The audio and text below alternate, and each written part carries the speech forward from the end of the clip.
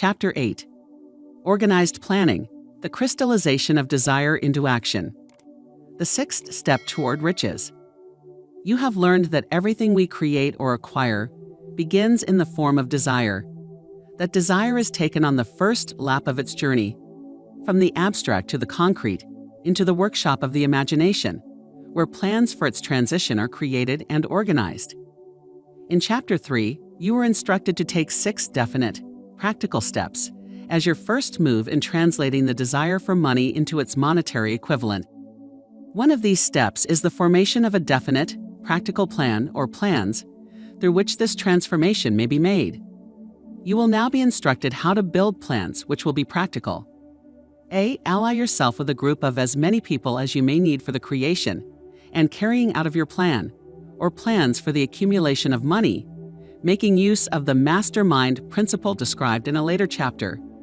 Compliance with this instruction is absolutely essential. Do not neglect it. B. Before forming your mastermind alliance, decide what advantages and benefits you may offer the individual members of your group in return for their cooperation. No one will work indefinitely without some form of compensation. No intelligent person will either request or expect another to work without adequate compensation, although this may not always be in the form of money.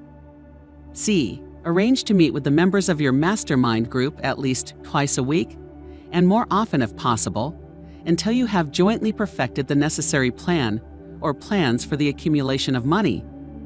D. Maintain perfect harmony between yourself and every member of your mastermind group. If you fail to carry out this instruction to the letter, you may expect to meet with failure. The mastermind principle cannot obtain where perfect harmony does not prevail. Keep in mind these facts. First, you are engaged in an undertaking of major importance to you. To be sure of success, you must have plans which are faultless. Second, you must have the advantage of the experience, education, native ability, and imagination of other minds. This is in harmony with the methods followed by every person who has accumulated a great fortune. No individual has sufficient experience, education, native ability, and knowledge to ensure the accumulation of a great fortune without the cooperation of other people. Every plan you adopt in your endeavor to accumulate wealth should be the joint creation of yourself and every other member of your mastermind group. You may originate your own plans, either in whole or in part, but see that those plans are checked and approved by the members of your mastermind alliance. If the first plan which you adopt does not work successfully, replace it with a new plan. If this new plan fails to work, replace it, in turn with still another, and so on, until you find a plan which does work. Right here is the point at which the majority of men meet with failure because of their lack of persistence in creating new plans to take the place of those which fail. The most intelligent person living cannot succeed in accumulating money, nor in any other undertaking, without plans which are practical and workable. Just keep this fact in mind, and remember when your plans fail, that temporary defeat is not permanent failure. It may only mean that your plans have not been sound. Build other plans. Start all over again. Thomas A. Edison failed 10,000 times before he perfected the incandescent electric light bulb. That is, he met with temporary defeat 10,000 times before his efforts were crowned with success. Temporary defeat should mean only one thing: the certain knowledge that there is something wrong with your plan. Millions of people go through life in misery and poverty because they lack a sound plan through which to accumulate a fortune. Henry Ford accumulated a fortune, not because of his superior mind, but because he adopted and followed a plan which proved to be sound. 1,000 people could be pointed out, each with a better education than Ford's, yet each of whom lives in poverty because they do not possess the right plan for the accumulation of money. Your achievement can be no greater than your plans are sound. That may seem to be an axiomatic statement, but it is true. Samuel Insull lost his fortune of over $100 million. The Insull fortune was built on plans which were sound. The business depression forced Mr. Insull to change his plans, and the change brought temporary defeat because his new plans were not sound. Mr. Insel is now an old man. He may, consequently, accept failure instead of temporary defeat. But if his experience turns out to be failure, it will be for the reason that he lacks the fire of persistence to rebuild his plans. No person is ever whipped until he quits, in his own mind. This fact will be repeated many times because it is so easy to take the count at the first sign of defeat. James J. Hill met with temporary defeat when he first endeavored to raise the necessary capital to build a railroad from the east to the west. But he too turned defeat into victory through new plans. Henry Ford met with temporary defeat, not only at the beginning of his automobile career, but after he had gone far toward the top. He created new plans and went marching on to financial victory. We see people who have accumulated great fortunes, but we often recognize only their triumph, overlooking the temporary defeats which they had to surmount before arriving. No follower of this philosophy can reasonably expect to accumulate a fortune without experiencing temporary defeat. When defeat comes, accept it as a signal that your plans are not sound. Rebuild those plans and set sail once more toward your coveted goal. If you give up before your goal has been reached, you are a quitter. A quitter never wins and a winner never quits. Lift this sentence out, write it on a piece of paper in letters an inch high, and place it where you will see it every night before you go to sleep and every morning before you go to work. When you begin to select members for your mastermind group, endeavor to select those who do not take defeat seriously. Some people foolishly believe that only money can make money. This is not true. Desire, transmuted into its monetary equivalent, through the principles laid down here, is the agency through which money is made. Money of itself is nothing but inert matter. It cannot move, think, or talk, but it can hear when a man who desires it calls it to come. Planning the sale of services.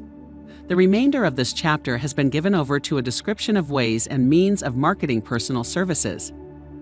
The information here conveyed will be of practical help to any person having any form of personal services to market, but it will be of priceless benefit to those who aspire to leadership in their chosen occupations. Intelligent planning is essential for success in any undertaking designed to accumulate riches. Here will be found detailed instructions to those who must begin the accumulation of riches by selling personal services. It should be encouraging to know that practically all the great fortunes began in the form of compensation for personal services or from the sale of ideas. What else, except ideas and personal services, would one not possessed of property have to give in return for riches? Broadly speaking, there are two types of people in the world. One type is known as leaders, and the other as followers. Decide at the outset whether you intend to become a leader in your chosen calling or remain a follower. The difference in compensation is vast. The follower cannot reasonably expect the compensation to which a leader is entitled, although many followers make the mistake of expecting such pay. It is no disgrace to be a follower. On the other hand, it is no credit to remain a follower. Most great leaders began in the capacity of followers. They became great leaders because they were intelligent followers. With few exceptions, the person who cannot follow a leader intelligently cannot become an efficient leader. The person who can follow a leader most efficiently is usually the man who develops into leadership most rapidly. An intelligent follower has many advantages, among them the opportunity to acquire knowledge from his leader. The major attributes of leadership. The following are important factors of leadership. 1. Unwavering courage based upon knowledge of self and of one's occupation. No follower wishes to be dominated by a leader who lacks self-confidence and courage. No intelligent follower will be dominated by such a leader very long. 2. Self-control. The man who cannot control himself can never control others. Self-control sets a mighty example for one's followers, which the more intelligent will emulate. 3. A keen sense of justice. Without a sense of fairness and justice, no leader can command and retain the respect of his followers. 4. Definiteness of decision. The person who wavers in his decisions shows that he is not sure of himself. He cannot lead others successfully. 5. Definiteness of plans. The successful leader must plan their work and work their plan. A leader who moves by guesswork, without practical, definite plans, is comparable to a ship without a rudder. Sooner or later, he will land on the rocks. 6. The habit of doing more than paid for. One of the penalties of leadership is the necessity of willingness, upon the part of the leader, to do more than he requires of his followers. 7.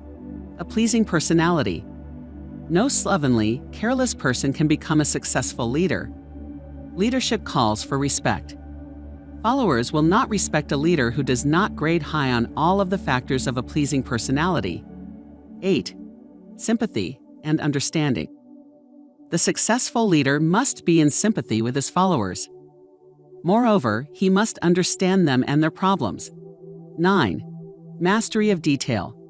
Successful leadership calls for mastery of details of the leader's position. 10. Willingness to assume full responsibility. The successful leader must be willing to assume responsibility for the mistakes and the shortcomings of his followers. If he or she tries to shift this responsibility, he or she will not remain the leader. If one of his or her followers makes a mistake and shows himself incompetent, the leader must consider that it is he or she who failed. 11. Cooperation. The successful leader must understand and apply the principle of cooperative effort and be able to induce his followers to do the same. Leadership calls for power, and power calls for cooperation. There are two forms of leadership. The first, and by far the most effective, is leadership by consent and with the sympathy of the followers. The second is leadership by force, without the consent and sympathy of the followers. History is filled with evidences that leadership by force cannot endure. The downfall and disappearance of dictators and kings is significant. It means that people will not follow forced leadership indefinitely.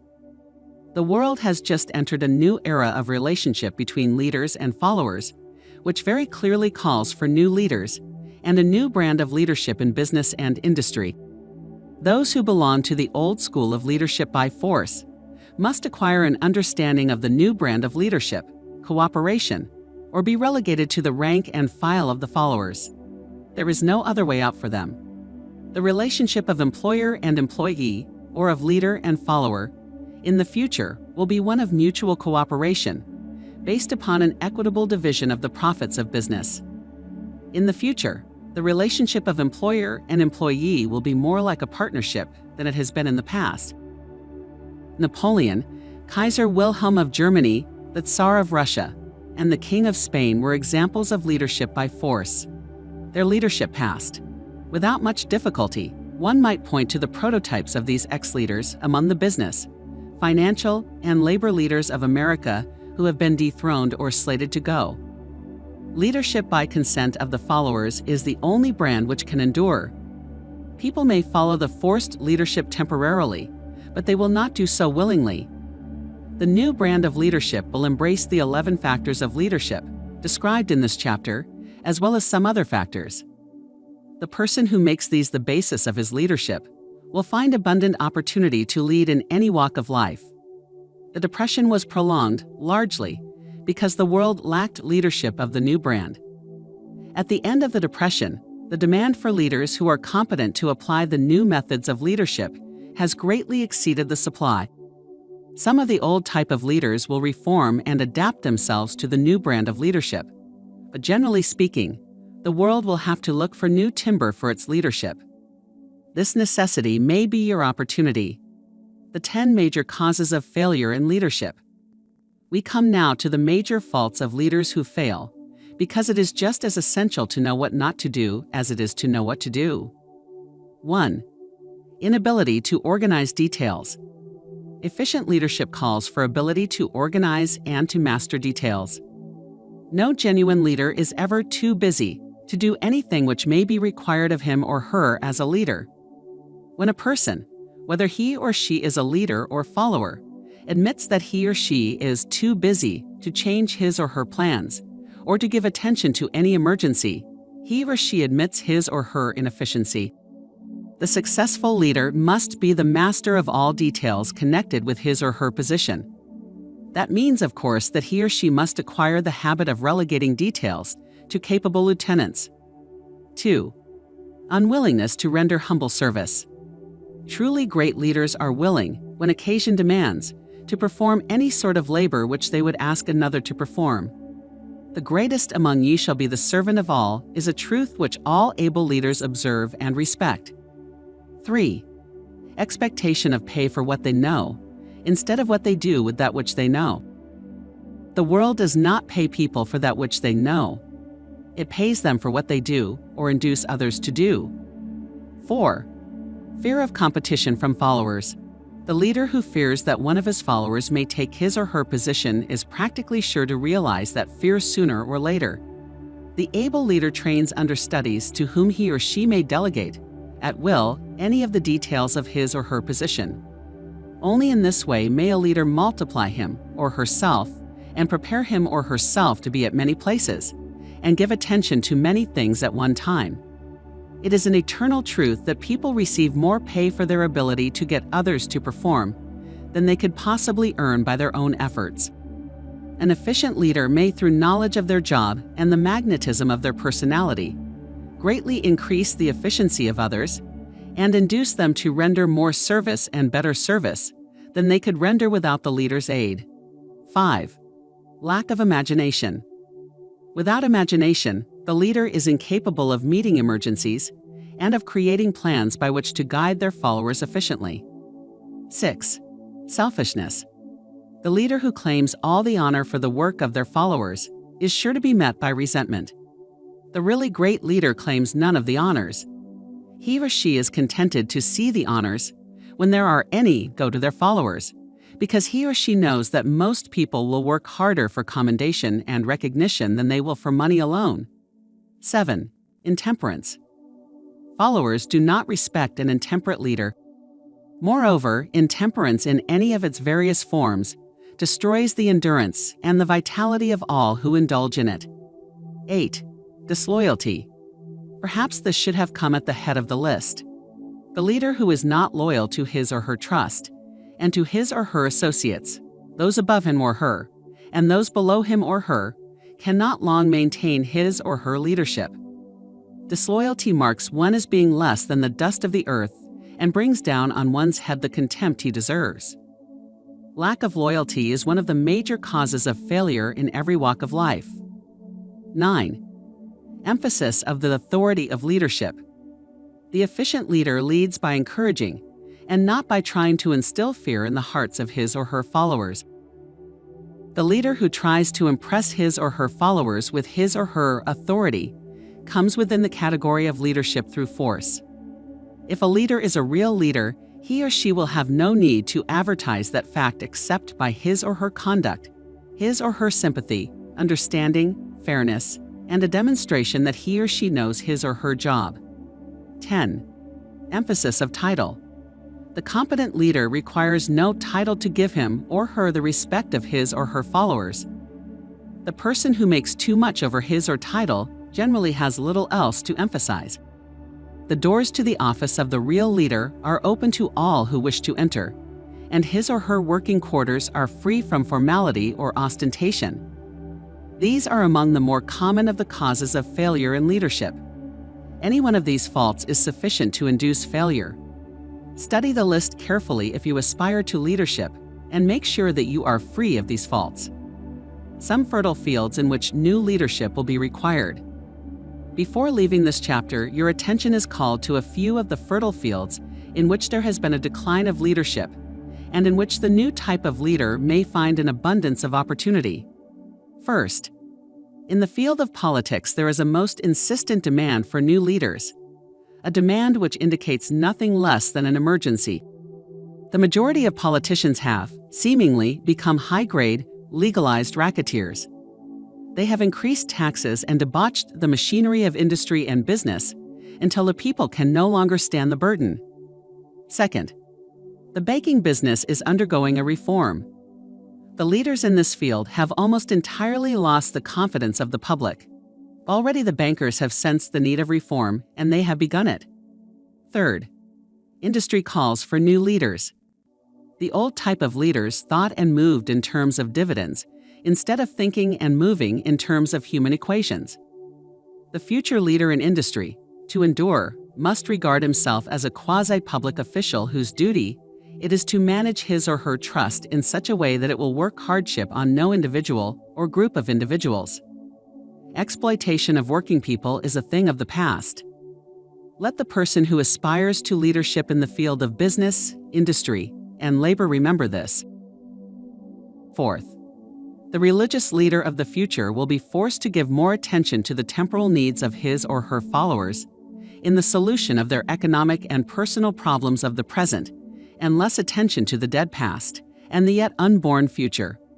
Fifth, in the professions of law, medicine, and education, a new brand of leadership, and to some extent, new leaders will become a necessity. This is especially true in the field of education.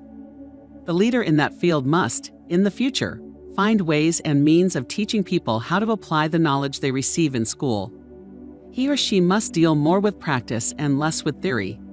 Sixth, new leaders will be required in the field of journalism. Newspapers of the future, to be conducted successfully, must be divorced from special privilege and relieved from the subsidy of advertising. They must cease to be organs of propaganda for the interests which patronize their advertising columns. The type of newspaper which publishes scandal and lewd pictures will eventually go the way of all forces which debauch the human mind. These are but a few of the fields in which opportunities for new leaders and a new brand of leadership are now available. The world is undergoing a rapid change. This means that the media through which the changes in human habits are promoted must be adapted to the changes. The media here described are the ones which, more than any others, determine the trend of civilization. When and how to apply for a position. The information described here is the net result of many years of experience during which thousands of men and women were helped to market their services effectively. It can therefore be relied upon as sound and practical. Media through which services may be marketed. Experience has proved that the following media offer the most direct and effective methods of bringing the buyer and seller of personal services together. 1. Employment bureaus. Care must be taken to select only reputable bureaus, the management of which can show adequate records of achievement of satisfactory results. There are comparatively few such bureaus. 2. Advertising in newspapers, trade journals, magazines, and radio. Classified advertising may usually be relied upon to produce satisfactory results in the case of those who apply for clerical or ordinary salary positions. Display advertising is more desirable in the case of those who seek executive connections. The copy to appear in the section of the paper which is most apt to come to the attention of the class of employer being sought. The copy should be prepared by an expert who understands how to inject sufficient selling qualities to produce replies. 3. Personal letters of application, directed to particular firms or individuals most apt to need such services as are being offered. Letters should be neatly typed always and signed by hand. With the letter should be sent a complete brief or outline of the applicant's qualifications. Both the letter of application and the brief of experience or qualifications should be prepared by an expert. See instructions as to information to be supplied. 4. Application through personal acquaintances.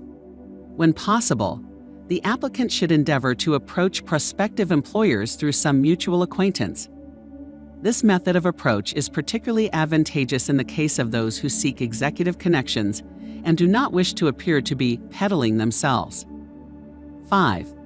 Application in person.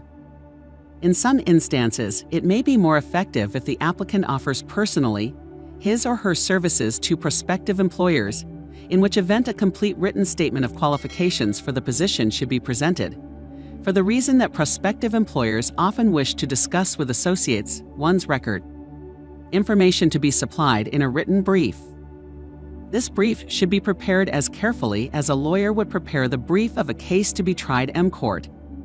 Unless the applicant is experienced in the preparation of such briefs, an expert should be consulted, and their services enlisted for this purpose.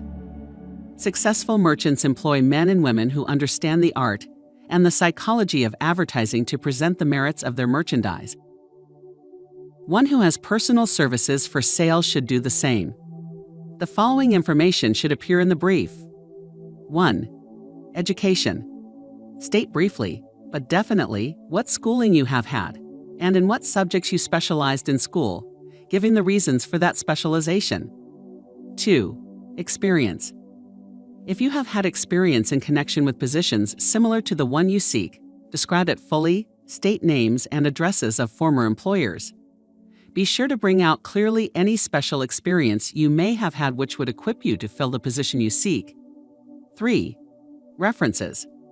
Practically every business firm desires to know all about the previous records, antecedents, etc. of prospective employees who seek positions of responsibility. Attach to your brief photostatic copies of letters from A. Former employers, B. Teachers under whom you studied, C. Prominent people whose judgment may be relied upon. 4.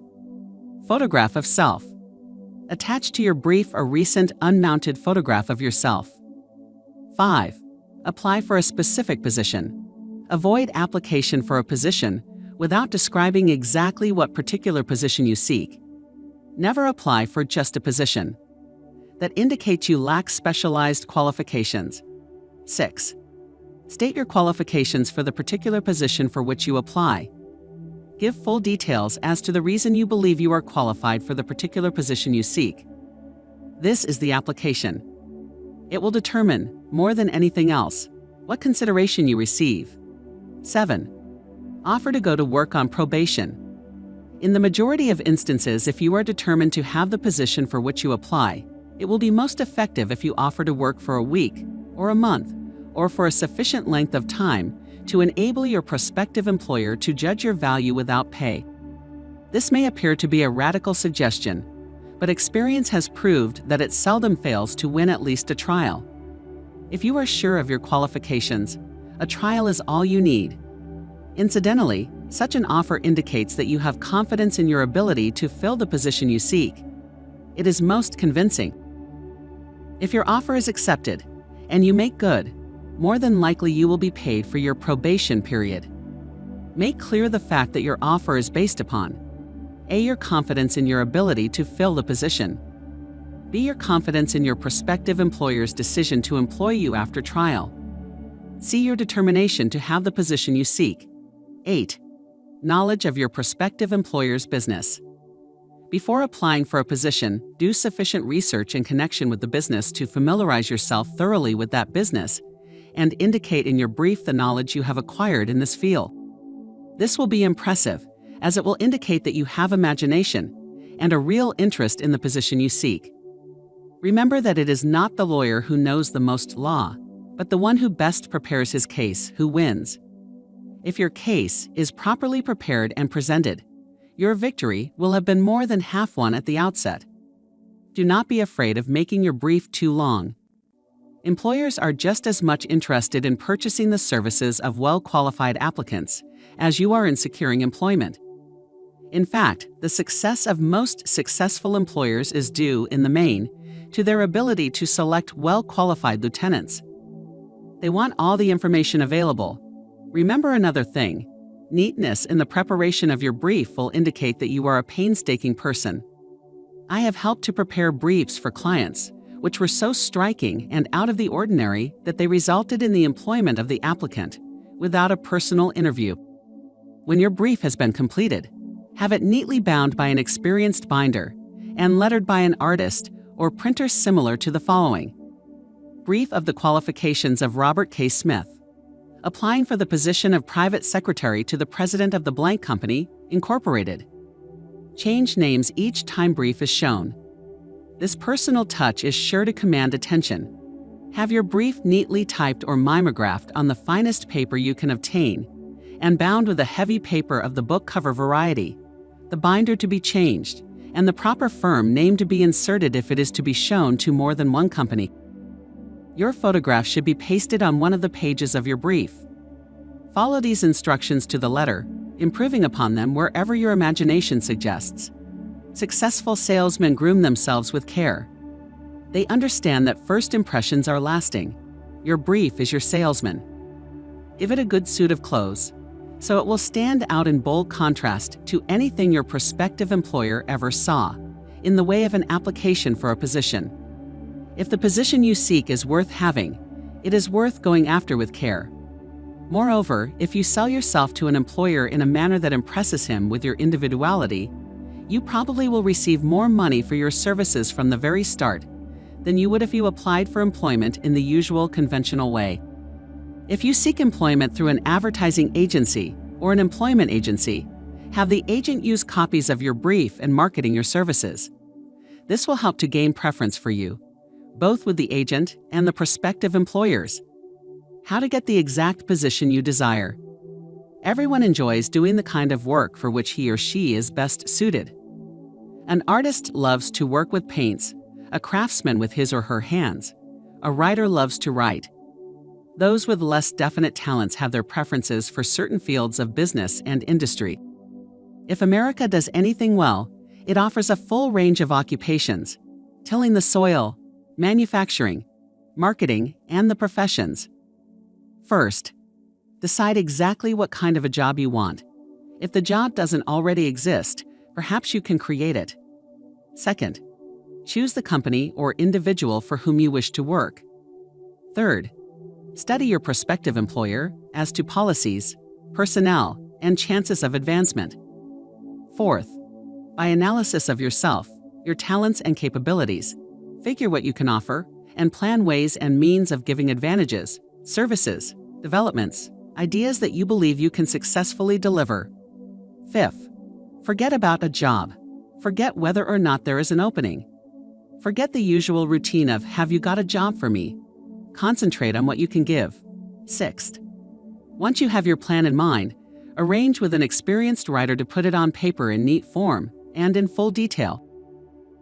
Seventh, submit it to the proper person with authority, and he or she will do the rest. Every company is looking for people who can give something of value, whether it be ideas, services, or connections. Every company has room for the people who has a definite plan of action which is to the advantage of that company. This line of procedure may take a few days or weeks of extra time, but the difference in income, in advancement, and in gaining recognition will save years of hard work at small pay. It has many advantages, the main one being that it will often save from 1 to 5 years of time in reaching a chosen goal. Every person who starts, or gets in halfway up the ladder, does so by deliberate and careful planning, excepting, of course, the boss son. The new way of marketing services jobs are now partnerships. Men and women who market their services to best advantage in the future must recognize the stupendous change which has taken place in connection with the relationship between employer and employee. In the future, the golden rule, and not the rule of gold, will be the dominating factor in the marketing of merchandise as well as personal services. The future relationship between employers and their employees will be more in the nature of a partnership consisting of A. the employer, B. the employee, C. the public they serve. This new way of marketing personal services is called new for many reasons. First, both the employer and the employee of the future will be considered as fellow employees, whose business it will be to serve the public efficiently. In times past, employers and employees have bartered among themselves, driving the best bargains they could with one another, not considering that in the final analysis they were, in reality, bargaining at the expense of the third party, the public they served. The Depression served as a mighty protest from an injured public, whose rights had been trampled upon in every direction by those who were clamoring for individual advantages and profits.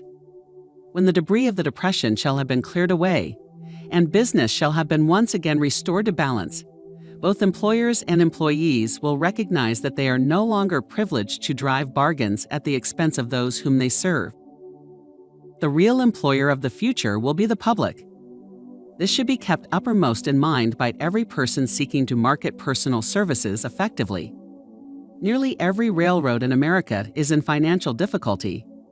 Who does not remember the day when, if a citizen inquired at the ticket office the time of departure of a train, he or she was abruptly referred to the bulletin board instead of being politely given the information. The streetcar companies have experienced a change of times also. There was a time not so very long ago when streetcar conductors took pride in giving argument to passengers. Many of the streetcar tracks have been removed and passengers ride on a bus, whose driver is the last word in politeness. All over the country, streetcar tracks are rusting from abandonment or have been taken up. Wherever streetcars are still in operation, passengers may now ride without argument, and one may even hail the car in the middle of the block, and the motorman will obligingly pick him or her up. How times have changed. That is just the point I am trying to emphasize. Times have changed. Moreover, the change is reflected not merely in railroad offices and on streetcars, but in other walks of life as well. The public be damned policy is now passe. It has been supplanted by the "we are obligingly at your service, sir" policy. The bankers have learned a thing or two during this rapid change, which has taken place during the past few years. Impoliteness on the part of a bank official or bank employee today is as rare as it was conspicuous a dozen years ago. In the years past, some bankers, not all of them, of course, carried an atmosphere of austerity which gave every would-be borrower a chill when he even thought of approaching his banker for a loan. The thousands of bank failures during the Depression had the effect of removing the mahogany doors behind which bankers formerly barricaded themselves. They now sit at desks in the open, where they may be seen and approached at will by any depositor, or by anyone who wishes to see them, and the whole atmosphere of the bank is one of courtesy and understanding. It used to be customary for customers to have to stand and wait at the corner grocery until the clerks were through passing the time of day with friends, and the proprietor had finished making up his bank deposit before being waited upon. Chain stores, managed by courteous people who do everything in the way of service, short of shining the customer's shoes, have pushed the old-time merchants into the background. Time marches on. Courtesy and service are the watchwords of merchandising today, and apply to the person who is marketing personal services even more directly than to the employer whom he serves, because in the final analysis, both the employer and his employee are employed by the public they serve. If they fail to serve well, they pay by the loss of their privilege of serving. We can all remember the time when the gas meter reader pounded on the door hard enough to break the panels. When the door was opened, he pushed his way in, uninvited, with a scowl on his face which plainly said, "What the hell did you keep me waiting for? All that has undergone a change." The meter man now conducts himself as a gentleman who is delighted to be at your service, sir. Before the gas companies learned that their scowling meter men were accumulating liabilities never to be cleared away, the polite salesmen of oil burners came along and did a land office business. During the Depression, I spent several months in the anthracite coal region of Pennsylvania, studying conditions which all but destroyed the coal industry. Among several very significant discoveries was the fact that greed on the part of operators and their employees was the chief cause of the loss of business for the operators and loss of jobs for the miners. Through the pressure of a group of overzealous labor leaders representing the employees and the greed for profits on the part of the operators, the anthracite business suddenly dwindled. The coal operators and their employees drove sharp bargains with one another, adding the cost of the bargaining to the price of the coal, until finally they discovered they had built up a wonderful business for the manufacturers of oil-burning outfits and the producers of crude oil. The wages of sin is death. Many have read this in the Bible, but few have discovered its meaning. Now, and for several years, the entire world has been listening by force to a sermon which might well be called, "Whatsoever a man soweth, that shall he also reap." Nothing as widespread and effective as the Depression could possibly be just a coincidence. Behind the Depression was a cause. Nothing ever happens without a cause. In the main, the cause of the Depression is traceable directly to the worldwide habit of trying to reap without sowing. This should not be mistaken to mean that the Depression represents a crop which the world is being forced to reap without having sown. The trouble is that the world sowed the wrong sort of seed.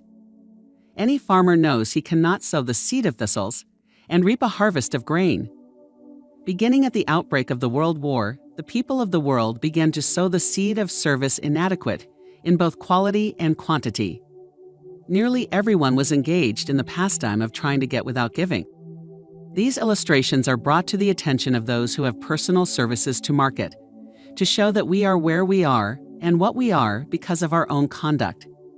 If there is a principle of cause and effect, which controls business, finance, and transportation, this same principle controls individuals and determines their economic status. What is your QQS rating? The causes of success in marketing services effectively and permanently have been clearly described.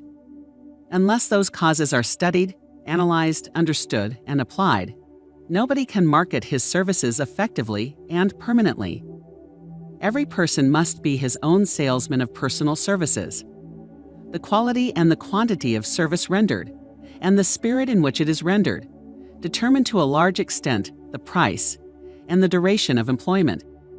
To market personal services effectively, which means a permanent market at a satisfactory price under pleasant conditions, one must adopt and follow the QQS formula, which means that quality plus quantity plus the proper spirit of cooperation equals perfect salesmanship of service. Remember the QQS formula, but do more. Apply it as a habit. Let us analyze the formula to make sure we understand exactly what it means. 1. Quality of service shall be construed to mean the performance of every detail in connection with your position in the most efficient manner possible, with the object of greater efficiency always in mind. 2. Quantity of service shall be understood to mean the habit of rendering all the service of which you are capable at all times, with the purpose of increasing the amount of service rendered as greater skill is developed through practice and experience. Emphasis is again placed on the word habit. 3. Spirit of service shall be construed to mean the habit of agreeable, harmonious conduct which will induce cooperation from associates and fellow employees. Adequacy of quality and quantity of service is not sufficient to maintain a permanent market for your services. The conduct, or the spirit in which you deliver service, is a strong determining factor in connection with both the price you receive and the duration of employment. Andrew Carnegie stressed this point more than others in connection with his description of the factors which lead to success in the marketing of personal services. He emphasized again and again the necessity for harmonious conduct. He stressed the fact that he would not retain anyone, no matter how great a quantity or how efficient the quality of his work, unless he or she worked in a spirit of harmony. Mr. Carnegie insisted upon people being agreeable. To prove that he placed a high value upon this quality, he permitted many people who conformed to his standards to become very wealthy. Those who did not conform had to make room for others. The importance of a pleasing personality has been stressed, because it is a factor which enables one to render service in the proper spirit. If one has a personality which pleases and renders service in a spirit of harmony, these assets often make up for deficiencies in both the quality and the quantity of service one renders. Nothing, however, can be successfully substituted for pleasing conduct. The capital value of your services. The person whose income is derived entirely from the sale of personal services is no less a merchant than the person who sells commodities, and it might well be added, such a person is subject to exactly the same rules of conduct as the merchant who sells merchandise. This has been emphasized because the majority of people who live by the sale of personal services make the mistake of considering themselves free from the rules of conduct and the responsibilities attached to those who are engaged in marketing commodities. The new way of marketing services has practically forced both employer and employee into partnership alliances, through which both take into consideration the rights of the third party, the public they serve. The day of the go-getter has passed. He has been supplanted by the go-giver. High-pressure methods in business finally blew the lid off. There will never be the need to put the lid back on, because in the future, business will be conducted by methods that will require no pressure. The actual capital value of your brains may be determined by the amount of income you can produce by marketing your services. A fair estimate of the capital value of your services may be made by multiplying your annual income by 16 2/3, as it is reasonable to estimate that your annual income represents 6% of your capital value. Money rents for 6% per annum. Money is worth no more than brains. It is often worth much less. Competent brains, if effectively marketed, represent a much more desirable form of capital than that which is required to conduct a business dealing in commodities, because brains are a form of capital which cannot be permanently depreciated through depressions, nor can this form of capital be stolen or spent. Moreover, the money which is essential for the conduct of business is as worthless as a sand dune until it has been mixed with efficient brains. The 30 major causes of failure. How many of these are holding you back? Life's greatest tragedy consists of men and women who earnestly try and fail. The tragedy lies in the overwhelmingly large majority of people who fail, as compared to the few who succeed. I have had the privilege of analyzing several thousand men and women, 98% of whom were classed as failures. There is something radically wrong with a civilization and a system of education, which permit 98% of the people to go through life as failures. But I did not write this book for the purpose of moralizing on the rights and wrongs of the world. That would require a book 100 times the size of this one. My analysis work proved that there are 30 major reasons for failure and 13 major principles through which people accumulate fortunes. In this chapter, a description of the 30 major causes of failure will be given. As you go over the list, check yourself by it, point by point, for the purpose of discovering how many of these causes of failure stand between you and success. 1. Unfavorable hereditary background. There is but little, if anything, which can be done for people who are born with a deficiency in brain power. This philosophy offers but one method of bridging this weakness, through the aid of the mastermind.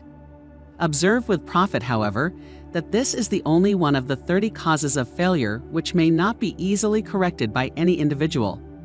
2. Lack of a well-defined purpose in life. There is no hope of success for the person who does not have a central purpose or definite goal at which to aim.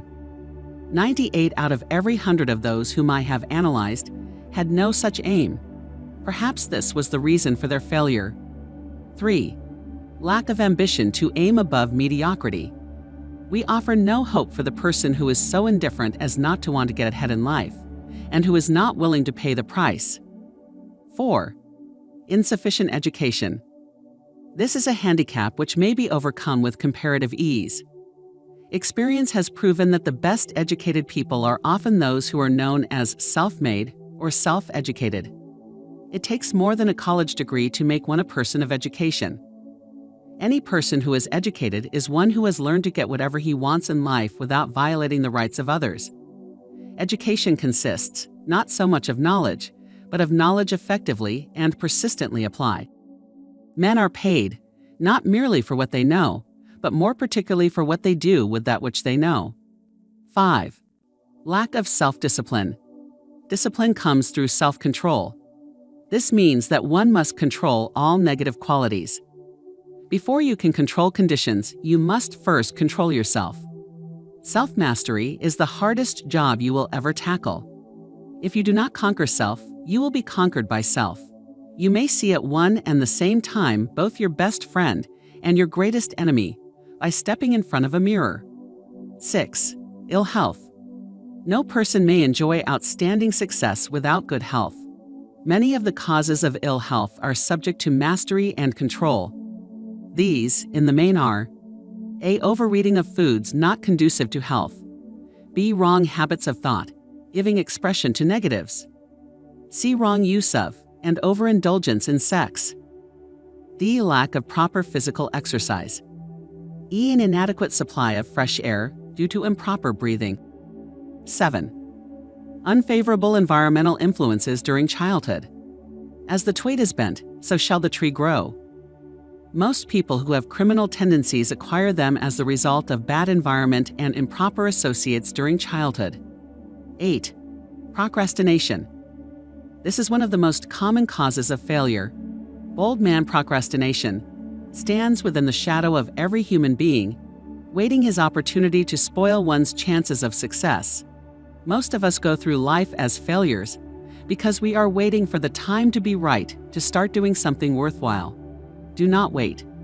The time will never be just right. Start where you stand and work with whatever tools you may have at your command, and better tools will be found as you go along. 9. Lack of persistence. Most of us are good starters but poor finishers of everything we begin.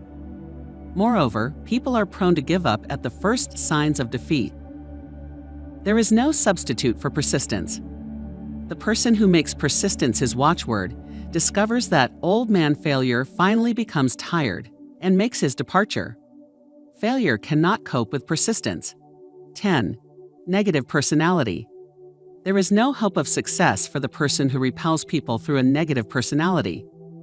Success comes through the application of power, and power is attained through the cooperative efforts of other people. A negative personality will not induce cooperation. 11.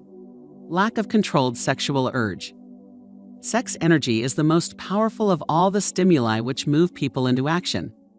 Because it is the most powerful of the emotions, it must be controlled through transmutation and converted into other channels. 12. Uncontrolled desire for something for nothing.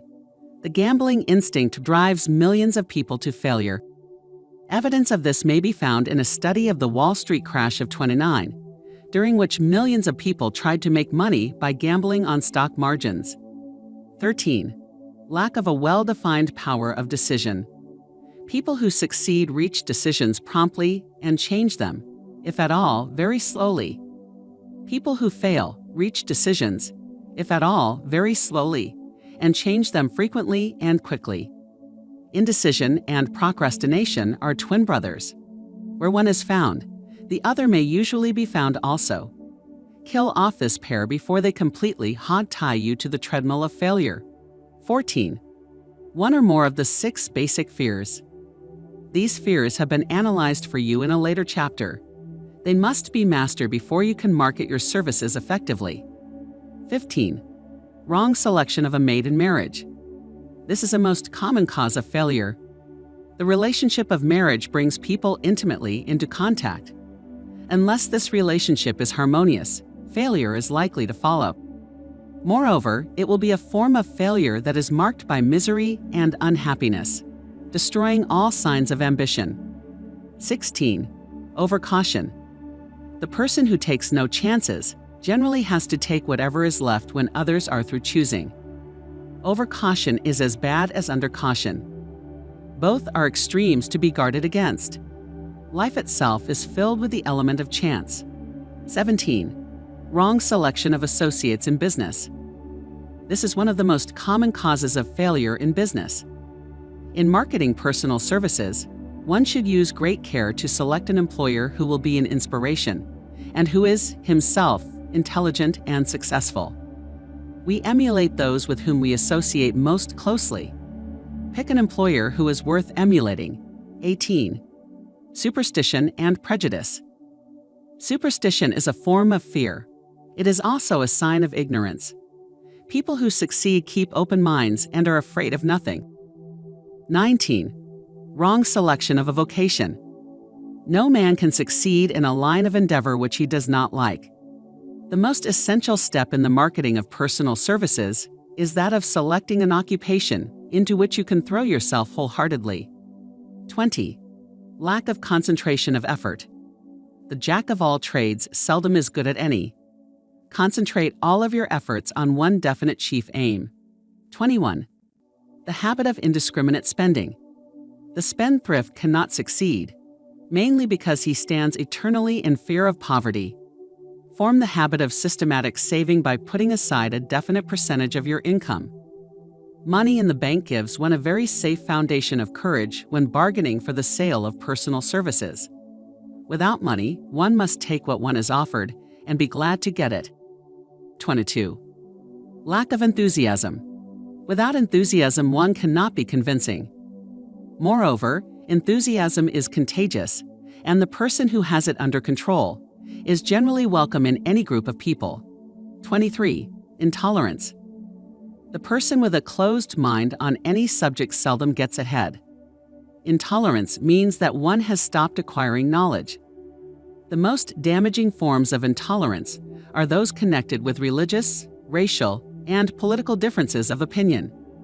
24. Intemperance. The most damaging forms of intemperance are connected with eating, strong drink, and sexual activities. Overindulgence in any of these is fatal to success.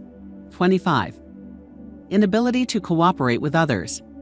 More people lose their positions and their big opportunities in life because of this fault than for all other reasons combined. It is a fault which no well-informed businessman or leader will tolerate. 26. Possession of power that was not acquired through self-effort. Sons and daughters of wealthy men, and others who inherit money which they did not earn. Power in the hands of one who did not acquire it gradually is often fatal to success. Quick riches are more dangerous than poverty. 27. Intentional dishonesty. There is no substitute for honesty. One may be temporarily dishonest by force of circumstances over which one has no control, without permanent damage. But there is no hope for the person who is dishonest by choice. Sooner or later, his deeds will catch up with him, and he will pay by loss of reputation, and perhaps even loss of liberty. 28. Egotism and vanity. These qualities serve as red lights which warn others to keep away. They are fatal to success. 29. Guessing instead of thinking. Most people are too indifferent or lazy to acquire facts with which to think accurately. They prefer to act on opinions created by guesswork or snap judgments. 30. Lack of capital. This is a common cause of failure among those who start out in business for the first time, without sufficient reserve of capital to absorb the shock of their mistakes, and to carry them over until they have established a reputation. 31. Under this, name any particular cause of failure from which you have suffered that has not been included in the foregoing list. In these 30 major causes of failure is found a description of the tragedy of life, which obtains for practically every person who tries and fails. It will be helpful if you can induce someone who knows you well to go over this list with you and help to analyze you by the 30 causes of failure. It may be beneficial if you try this alone. Most people cannot see themselves as others see them. You may be one who cannot. The oldest of admonitions is "Man, know thyself." If you market merchandise successfully, you must know the merchandise. The same is true in marketing personal services. You should know all of your weaknesses in order that you may either bridge them or eliminate them entirely. You should know your strength in order that you may call attention to it when selling your services. You can know yourself only through accurate analysis. The folly of ignorance in connection with self was displayed by a young man who applied to the manager of a well-known business for a position. He made a very good impression until the manager asked him what salary he expected. He replied that he had no fixed sum in mind. This means lack of a definite aim. The manager then said, "We will pay you all you are worth, alter we try you out for a week." "I will not accept it," the applicant replied, "because I am getting more than that where I am now employed."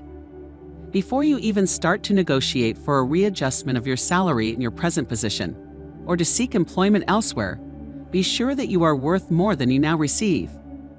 It is one thing to want money. Everyone wants more, but it is something entirely different to be worth more. Many people mistake their wants for their just dues. Your financial requirements or wants have nothing whatever to do with your worth. Your value is established entirely by your ability to render useful service, or your capacity to induce others to render such service. Take inventory of yourself. 28 questions you should answer. Annual self-analysis is an essential in the effective marketing of personal services, as is annual inventory in merchandising. Moreover, the yearly analysis should disclose a decrease in faults and an increase in virtues. One goes ahead, stands still, or goes backward in life. One's object should be, of course, to go ahead. Annual self-analysis will disclose whether advancement has been made, and if so, how much. It will also disclose any backward steps one may have made. The effective marketing of personal services requires one to move forward even if the progress is slow.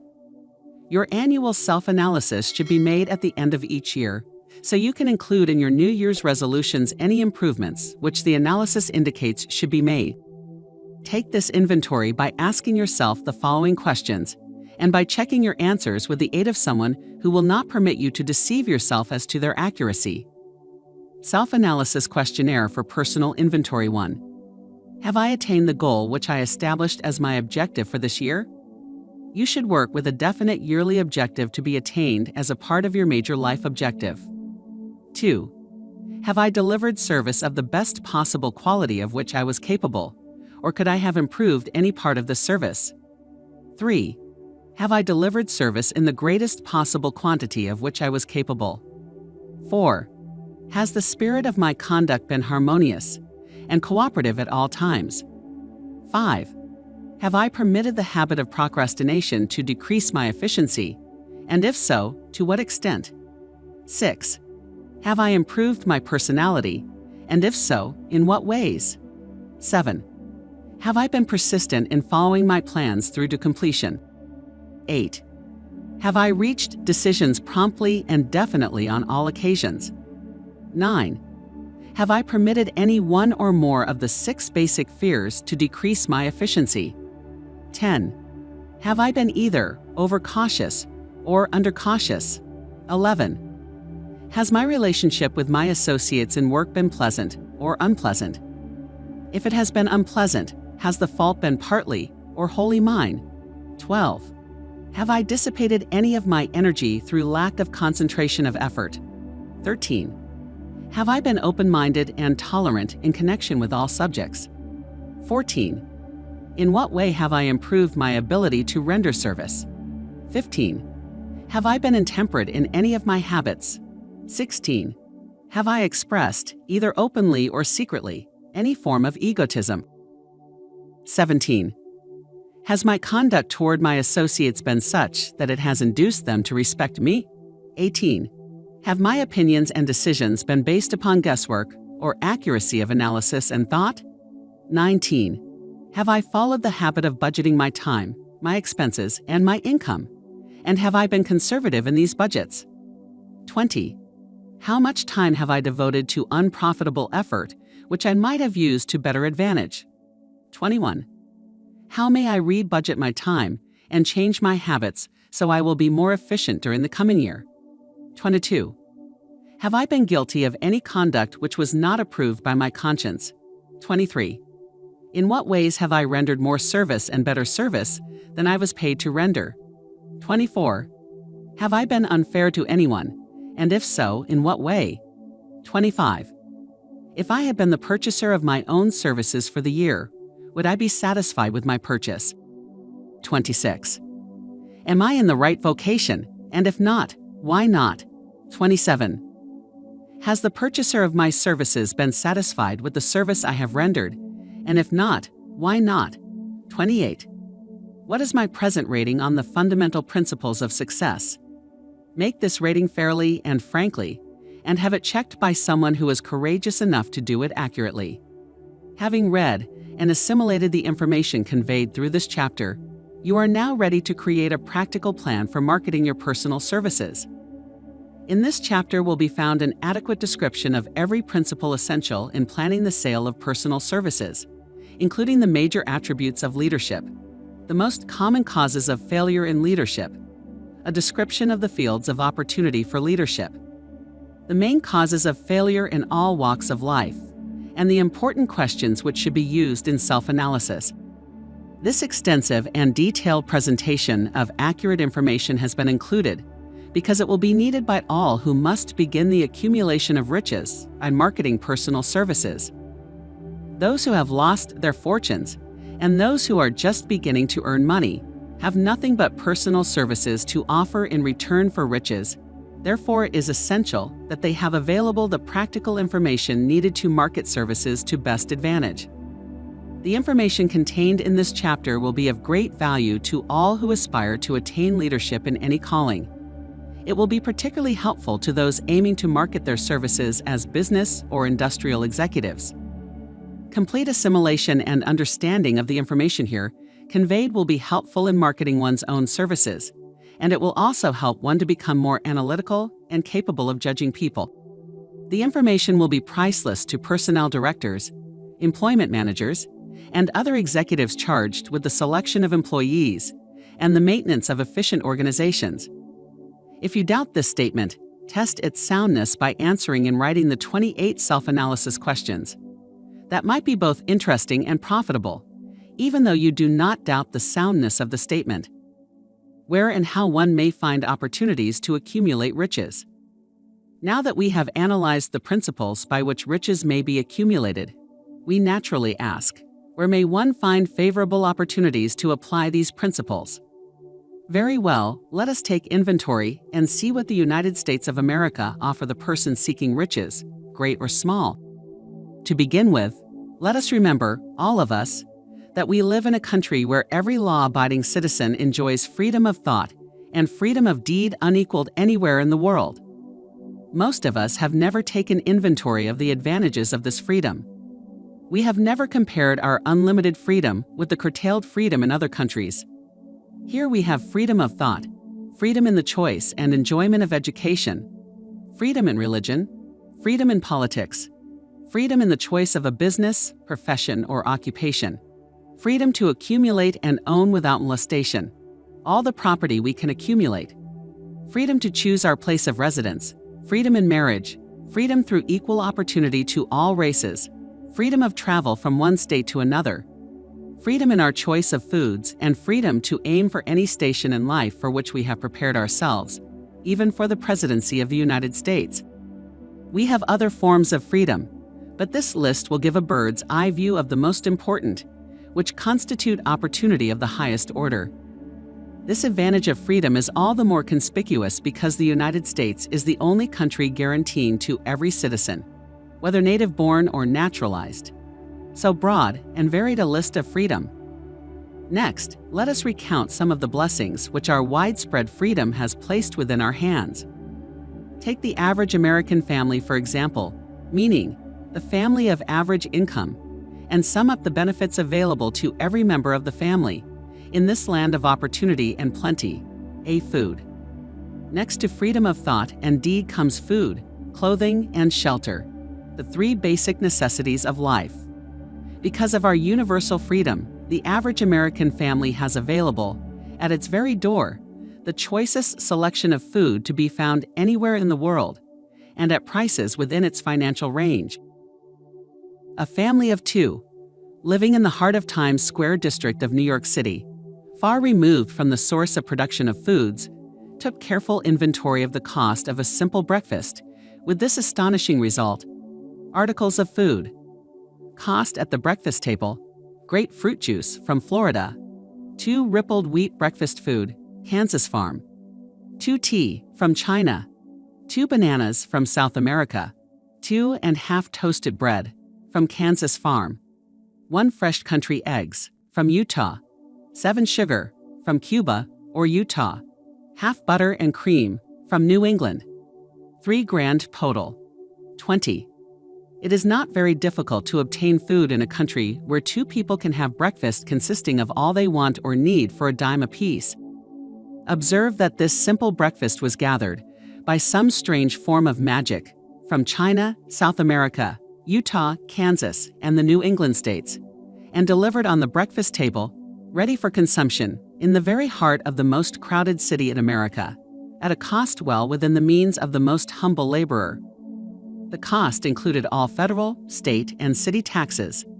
Here is a fact the politicians did not mention when they were crying out to the voters to throw their opponents out of office because the people were being taxed to death. Be shelter.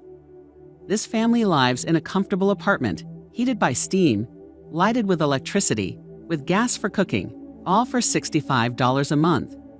In a smaller city or a more sparsely settled part of New York City, the same apartment could be had for as low as $20 a month.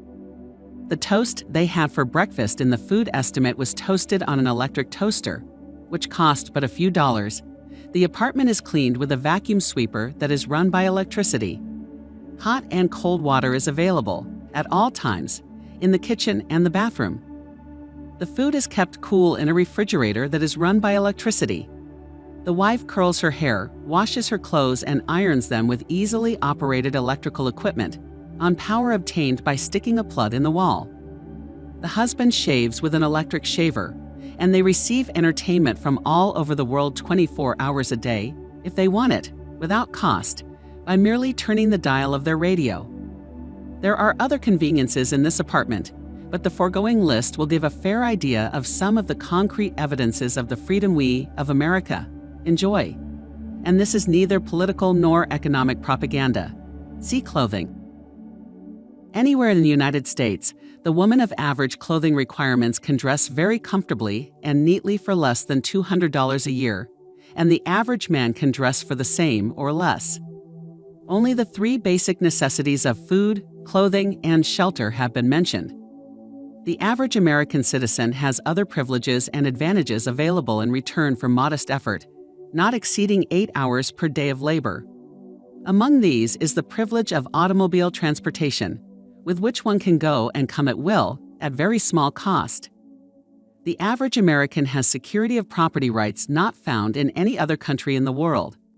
He can place his surplus money in a bank with the assurance that his government will protect it and make good to him if the bank fails.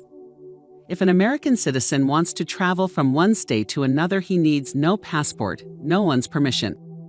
He may go when he pleases and return at will. Moreover, he may travel by train, private automobile, bus, airplane, or ship, as his pocketbook permits. In Germany, Russia, Italy, and most of the other European and Oriental countries, the people cannot travel with so much freedom and at so little cost. The miracle that has provided these blessings, we often hear politicians proclaiming the freedom of America when they solicit votes, but seldom do they take the time or devote sufficient effort to the analysis of the source or nature of this freedom. Having no axe to grind, no grudge to express, no ulterior motives to be carried out, I have the privilege of going into a frank analysis of that mysterious, abstract, greatly misunderstood, something which gives to every citizen of America more blessings, more opportunities to accumulate wealth, more freedom of every nature than may be found in any other country. I have the right to analyze the source and nature of this unseen power because I know, and have known for more than a quarter of a century, many of the men who organized that power, and many who are now responsible for its maintenance. The name of this mysterious benefactor of mankind is capital. Capital consists not alone of money, but more particularly of highly organized, intelligent groups of people who plan ways and means of using money efficiently for the good of the public, and profitably to themselves.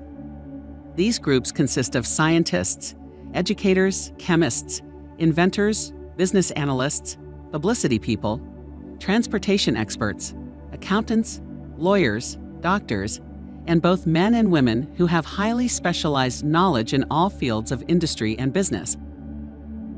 They pioneer, experiment, and blaze trails in new fields of endeavor.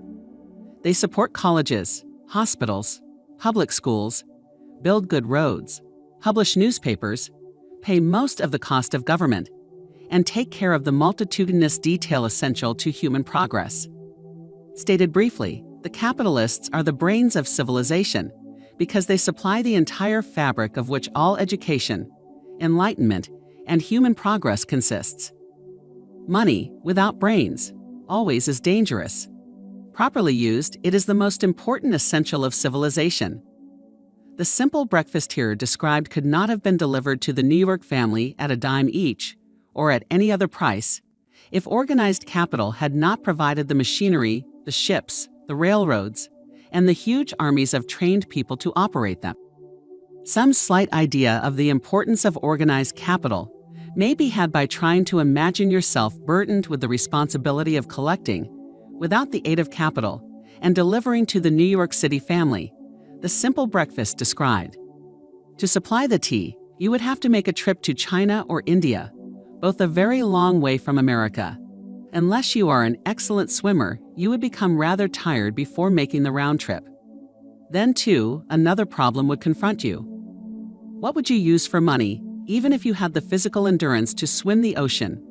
To supply the sugar, you would have to take another long swim to Cuba or a long walk to the sugar beet section of Utah.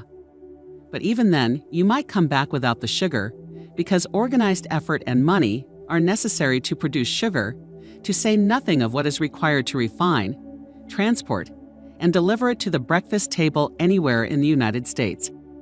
The eggs, you could deliver easily enough from the barnyards near New York City, but you would have a very long walk to Florida and return before you could serve the 2 glasses of grapefruit juice.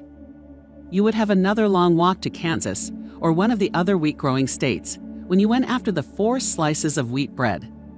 The rippled wheat biscuits would have to be omitted from the menu because they would not be available except through the labor of a trained organization of people and suitable machinery, all of which call for capital. While resting, you could take off for another little swim down to South America, where you would pick up a couple of bananas, and on your return, you could take a short walk to the nearest farm having a dairy and pick up some butter and cream. Then your New York City family would be ready to sit down and enjoy breakfast, and you could collect your 2 dimes for your labor. Seems absurd, doesn't it? Well, the procedure described would be the only possible way these simple items of food could be delivered to the heart of New York City if we had no capitalistic system. The sum of money required for the building and maintenance of the railroads and steamships used in the delivery of that simple breakfast is so huge that it staggers one's imagination. It runs into hundreds of millions of dollars, not to mention the armies of trained employees required to handle the ships and trains. But transportation is only a part of the requirements of modern civilization in capitalistic America. Before there can be anything to haul, something must be grown from the ground or manufactured and prepared for market. This calls for more millions of dollars for equipment, machinery, boxing, marketing, and for the wages of millions of men and women. Steamships and railroads do not spring up from the earth and function automatically. They come in response to the call of civilization, through the labor and ingenuity and organizing ability of people who have imagination, faith, enthusiasm, decision, persistence. These people are known as capitalists. They are motivated by the desire to build, construct, achieve, render useful service, earn profits, and accumulate riches. And because they render service without which there would be no civilization, they put themselves in the way of great riches. Just to keep the record simple and understandable, I will add that these capitalists are the same people of whom most of us have heard about. They are the same people to whom radicals, racketeers, dishonest politicians, and grafting labor leaders refer to as the predatory interests, or Wall Street. I am not attempting to present a brief for or against any group of men or any system of economics. I am not attempting to condemn collective bargaining when I refer to grafting labor leaders, nor do I aim to give a clean bill of health to all individuals known as capitalists. The purpose of this book, a purpose to which I have faithfully devoted over a quarter of a century, is to present to all who want the knowledge, the most dependable philosophy through which individuals may accumulate riches in whatever amounts they desire. I have here analyzed the economic advantages of the capitalistic system for the twofold purpose of showing: 1. That all who seek riches must recognize and adapt themselves to the system that controls all approaches to fortunes, large or small, and 2. To present the side of the picture opposite to that being shown by politicians and demagogues who deliberately becloud the issues they bring up by referring to organized capital as if it were something poisonous. This is a capitalistic country. It was developed through the use of capital, and we who claim the right to partake of the blessings of freedom and opportunity, we who seek to accumulate riches here, may as well know that neither riches nor opportunity would be available to us if organized capital had not provided these benefits. For more than 20 years, it has been a somewhat popular and growing pastime for radicals, self-seeking politicians, racketeers, crooked labor leaders, and on occasion religious leaders to take pot shots at Wall Street, the money changers, and big business. The practice became so general that we witnessed during the business depression the unbelievable sight of high government officials lining up with the cheap politicians and labor leaders with the openly avowed purpose of throttling the system which has made industrial America the richest country on earth. The lineup was so general and so well organized that it prolonged the worst depression America has ever known. It cost millions of people their jobs, because those jobs were inseparably a part of the industrial and capitalistic system which formed the very backbone of the nation. During this unusual alliance of government officials and self-seeking individuals who were endeavoring to profit by declaring open season on the American system of industry, a certain type of labor leader joined forces with the politicians and offered to deliver voters in return for legislation designed to permit people to take riches away from industry by organized force of numbers, instead of the better method of giving a fair day's work for a fair day's pay. Millions of men and women throughout the nation are still engaged in this popular pastime of trying to get without giving. Some of them are lined up with labor unions, where they demand shorter hours and more pay. Others do not take the trouble to work at all. They demand government relief and are getting it. Their idea of their rights of freedom was demonstrated in New York City, where violent complaint was registered with the postmaster by a group of relief beneficiaries, because the postman awakened them at 7:30 a.m. to deliver government relief checks. They demanded that the time of delivery be set up to 10 o'clock. If you are one of those who believe that riches can be accumulated by the mere act of people who organize themselves into groups and demand more pay for less service, if you are one of those who demand government relief without early morning disturbance when the money is delivered to you, if you are one of those who believe in trading their votes to politicians in return for the passing of laws which permit the raiding of the public treasury, you may rest securely on your belief, with certain knowledge that no one will disturb you, because this is a free country where every person may think as he pleases, where nearly everybody can live with but little effort, where many may live well without doing any work whatsoever. However, you should know the full truth concerning this freedom of which so many people boast, and so few understand. As great as it is, as far as it reaches, as many privileges as it provides, it does not, and cannot bring riches without effort. There is but one dependable method of accumulating and legally holding riches, and that is by rendering useful service. No system has ever been created by which people can legally acquire riches through mere force of numbers, or without giving in return an equivalent value of one form or another. There is a principle known as the law of economics. This is more than a theory, it is a law no person can beat. Mark well the name of the principle, and remember it, because it is far more powerful than all the politicians and political machines. It is above and beyond the control of all the labor unions. It cannot be swayed, nor influenced, nor bribed by racketeers or self-appointed leaders in any calling. Moreover, it has an all-seeing eye and a perfect system of bookkeeping, in which it keeps an accurate account of the transactions of every human being engaged in the business of trying to get without giving. Sooner or later, its auditors come around, look over the records of individuals both great and small, and demand an accounting. Wall Street, big business, capital predatory interests, or whatever name you choose to give the system which has given us American freedom, represents a group of people who understand, respect, and adapt themselves to this powerful law of economics. Their financial continuation depends upon their respecting the law. Most people living in America, like this country, its capitalistic system and all. I must confess I know of no better country where one may find greater opportunities to accumulate riches. Judging by their acts and deeds, there are some in this country who do not like it. That, of course, is their privilege. If they do not like this country, its capitalistic system, its boundless opportunities, they have the privilege of clearing out. Always there are other countries, such as Germany, Russia, and Italy, where one may try one's hand at enjoying freedom and accumulating riches, providing one is not too particular. America provides all the freedom and all the opportunity to accumulate riches that any honest person may require. When one goes hunting for game, one selects hunting grounds where game is plentiful. When seeking riches, the same rule would naturally obtain. If it is riches you are seeking, do not overlook the possibilities of a country whose citizens are so rich that women, alone, spend over $200 million annually for lipsticks, rouge, and cosmetics. Think twice, you who are seeking riches, before trying to destroy the capitalistic system of a country whose citizens spend over $50 million a year for greeting cards, with which to express their appreciation of their freedom. If it is money you are seeking, consider carefully a country that spends hundreds of millions of dollars annually for cigarettes, the bulk of the income from which goes to only 4 major companies engaged in supplying this national builder of nonchalance and quiet nerves.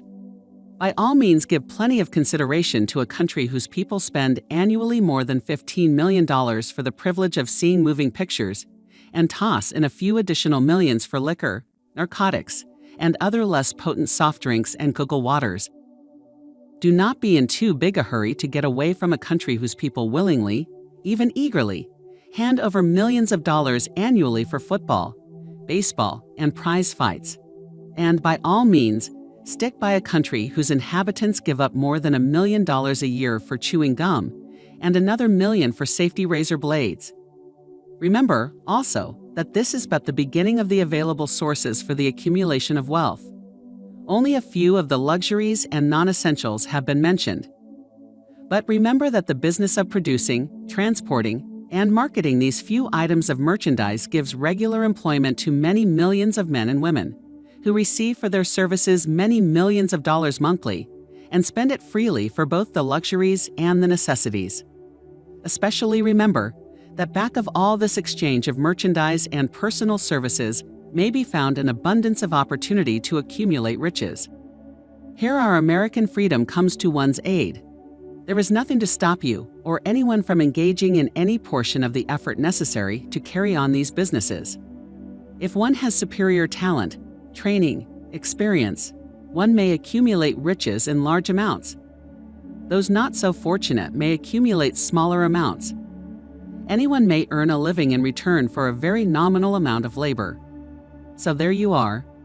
Opportunity has spread its wares before you. Step up to the front, select what you want, create your plan, put the plan into action, and follow through with persistence. Capitalistic America will do the rest. You can depend upon this much. Capitalistic America ensures every person the opportunity to render useful service, and to collect riches in proportion to the value of the service. The system denies no one this right, but it does not and cannot promise something for nothing, because the system itself is irrevocably controlled by the law of economics, which neither recognizes nor tolerates for long, getting without giving. The law of economics was passed by nature. There is no Supreme Court to which violators of this law may appeal. The law hands out both penalties for its violation and appropriate rewards for its observance, without interference or the possibility of interference by any human being. The law cannot be repealed. It is as fixed as the stars in the heavens, and subject to, and a part of the same system that controls the stars. May one refuse to adapt one's self to the law of economics? Certainly. This is a free country, where all people are born with equal rights, including the privilege of ignoring the law of economics. What happens then? Well, nothing happens until large numbers of men join forces for the avowed purpose of ignoring the law and taking what they want by force. Then comes the dictator, with well-organized firing squads and machine guns. We have not yet reached that stage in America, but we have heard all we want to know about how the system works. Perhaps we have been fortunate enough not to demand personal knowledge of so gruesome a reality. Doubtless we shall prefer to continue with our freedom of speech, freedom of deed, and freedom to render useful service in return for riches. The practice, by government officials, of extending to men and women the privilege of raiding the public treasury in return for votes, sometimes results in election, but as night follows day, the final payoff comes, when every penny wrongfully used must be repaid with compound interest on compound interest. If those who make the grab are not forced to repay, the burden falls on their children, and their children's children, even unto the third and fourth generations. There is no way to avoid the debt. People can, and sometimes do, form themselves into groups for the purpose of crowding wages up and working hours down. There is a point beyond which they cannot go. It is the point at which the law of economics steps in and the sheriff gets both the employer and the employees. For 6 years, from 1929 to 1935, the people of America, both rich and poor, barely missed seeing the old man economics hand over to the sheriff all the businesses and industries and banks. It was not a pretty sight. It did not increase our respect for mob psychology, through which men cast reason to the winds and start trying to get without giving. We who went through those 6 discouraging years when fear was in the saddle and faith was on the ground cannot forget how ruthlessly the law of economics exacted its toll on both rich and poor, weak and strong, old and young. We shall not wish to go through another such experience. These observations are not founded upon short-time experience. They are the result of 25 years of careful analysis of the methods of both the most successful and the most unsuccessful people America has known. Chapter 9. Decision: The Mastery of Procrastination. The 7th Step Toward Riches. Accurate analysis of over 25,000 men and women who had experienced failure disclosed the fact that lack of decision was near the head of the list of the 30 major causes of failure. This is no mere statement of a theory, it is a fact. Procrastination, the opposite of decision, is a common enemy which practically everyone must conquer.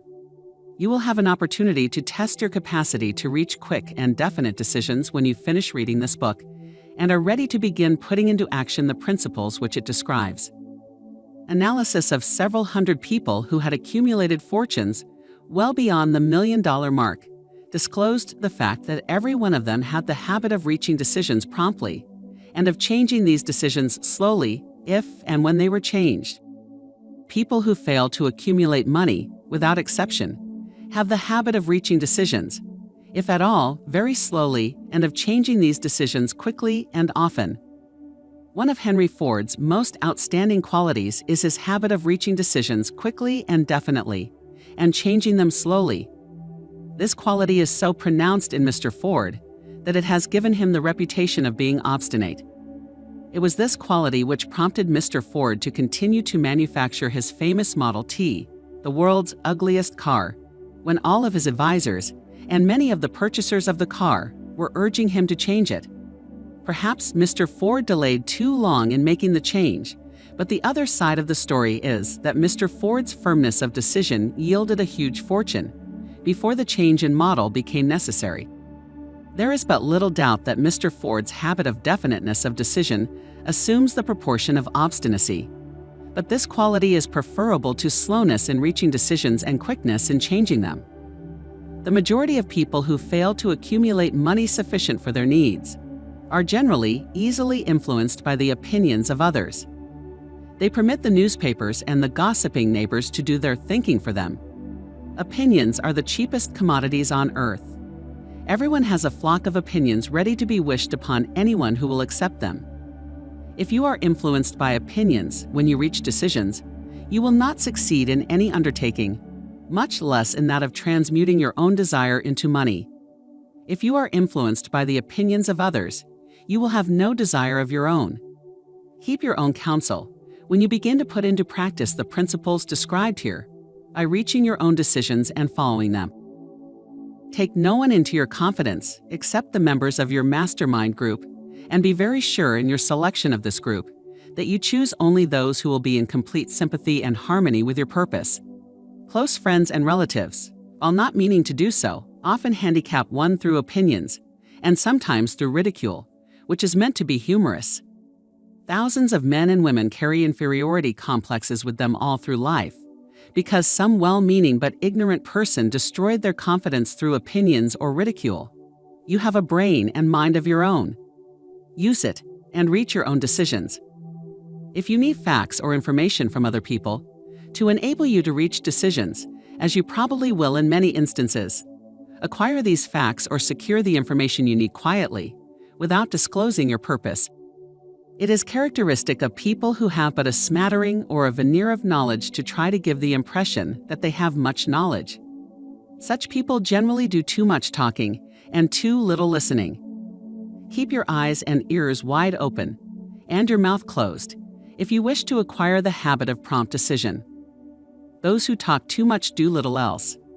If you talk more than you listen, you not only deprive yourself of many opportunities to accumulate useful knowledge, but you also disclose your plans and purposes to people who will take great delight in defeating you, because they envy you. Remember, also, that every time you open your mouth in the presence of a person who has an abundance of knowledge, you display to that person your exact stock of knowledge or your lack of it. Genuine wisdom is usually conspicuous through modesty and silence.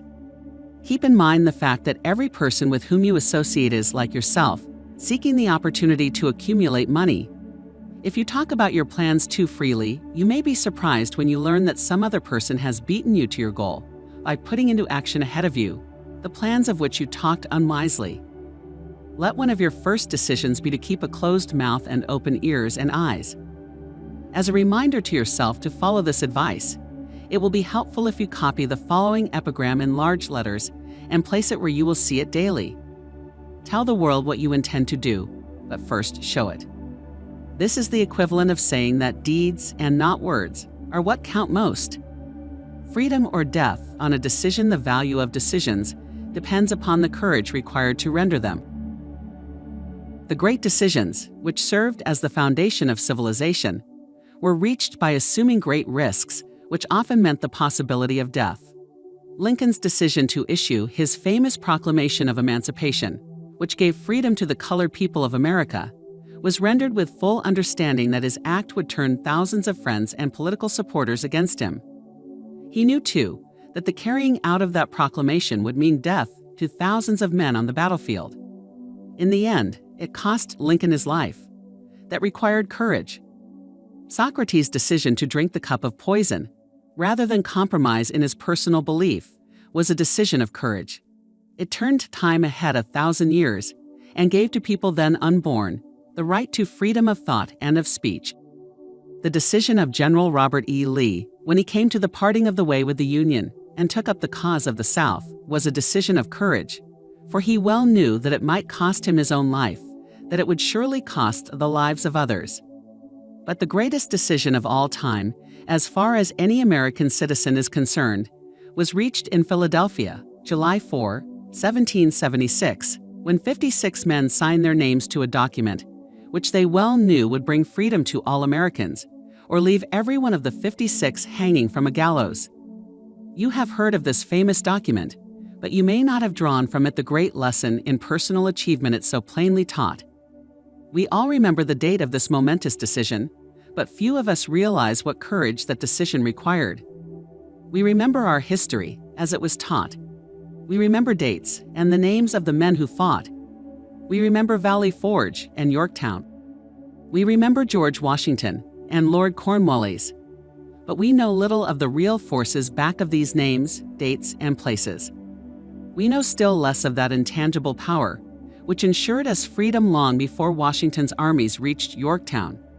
We read the history of the Revolution and falsely imagine that George Washington was the father of our country, that it was he who won our freedom, while the truth is, Washington was only an accessory after the fact, because victory for his armies had been ensured long before Lord Cornwallis surrendered. This is not intended to rob Washington of any of the glory he so richly merited. Its purpose, rather, is to give greater attention to the astounding power that was the real cause of his victory.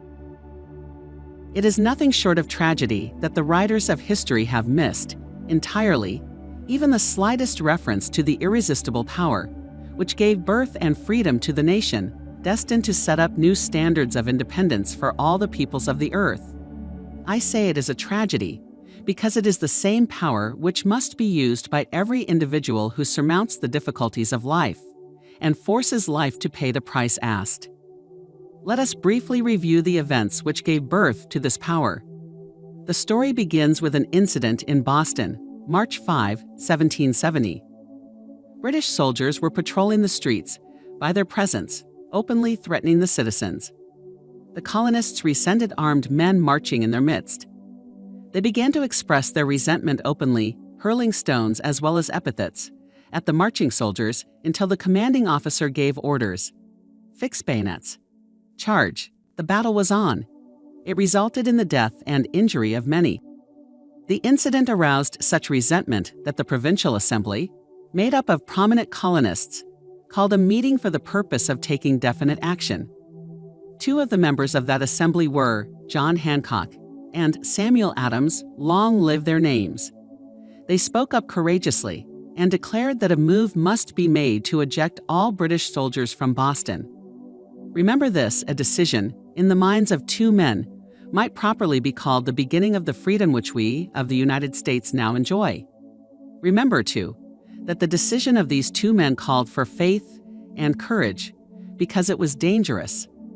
Before the assembly adjourned, Samuel Adams was appointed to call on the governor of the province, Hutchinson, and demand the withdrawal of the British troops. The request was granted, the troops were removed from Boston, but the incident was not closed. It had caused a situation destined to change the entire trend of civilization. Strange, is it not, how the great changes, such as the American Revolution and the World War, often have their beginnings in circumstances which seem unimportant? It is interesting, also, to observe that these important changes usually begin in the form of a definite decision in the minds of a relatively small number of people. Few of us know the history of our country well enough to realize that John Hancock, Samuel Adams, and Richard Henry Lee, of the province of Virginia, were the real fathers of our country. Richard Henry Lee became an important factor in this story by reason of the fact that he and Samuel Adams communicated frequently, by correspondence, sharing freely their fears and their hopes concerning the welfare of the people of their provinces. From this practice, Adams conceived the idea that a mutual exchange of letters between the 13 colonies might help to bring about the coordination of efforts so badly needed in connection with the solution of their problems. 2 years after the clash with the soldiers in Boston, March 72, Adams presented this idea to the Assembly in the form of a motion that a correspondence committee be established among the colonies, with definitely appointed correspondents in each colony, for the purpose of friendly cooperation for the betterment of the colonies of British America. Mark well this incident. It was the beginning of the organization of the far-flung power destined to give freedom to you and to me. The mastermind had already been organized. It consisted of Adams, Lee, and Hancock. I tell you further that if two of you agree upon the earth concerning anything for which you ask, it will come to you from my Father who is in heaven. The Committee of Correspondence was organized. Observe that this move provided the way for increasing the power of the mastermind by adding to it men from all the colonies. Take notice that this procedure constituted the first organized planning of the disgruntled colonists. In union there is strength. The citizens of the colonies had been waging disorganized warfare against the British soldiers through incidents similar to the Boston riot, but nothing of benefit had been accomplished. Their individual grievances had not been consolidated under one mastermind. No group of individuals had put their hearts, minds, souls, and bodies together in one definite decision to settle their difficulty with the British once and for all, until Adams, Hancock, and Lee got together. Meanwhile, the British were not idle. They, too, were doing some planning and masterminding on their own account, with the advantage of having back of them money and organized soldiery.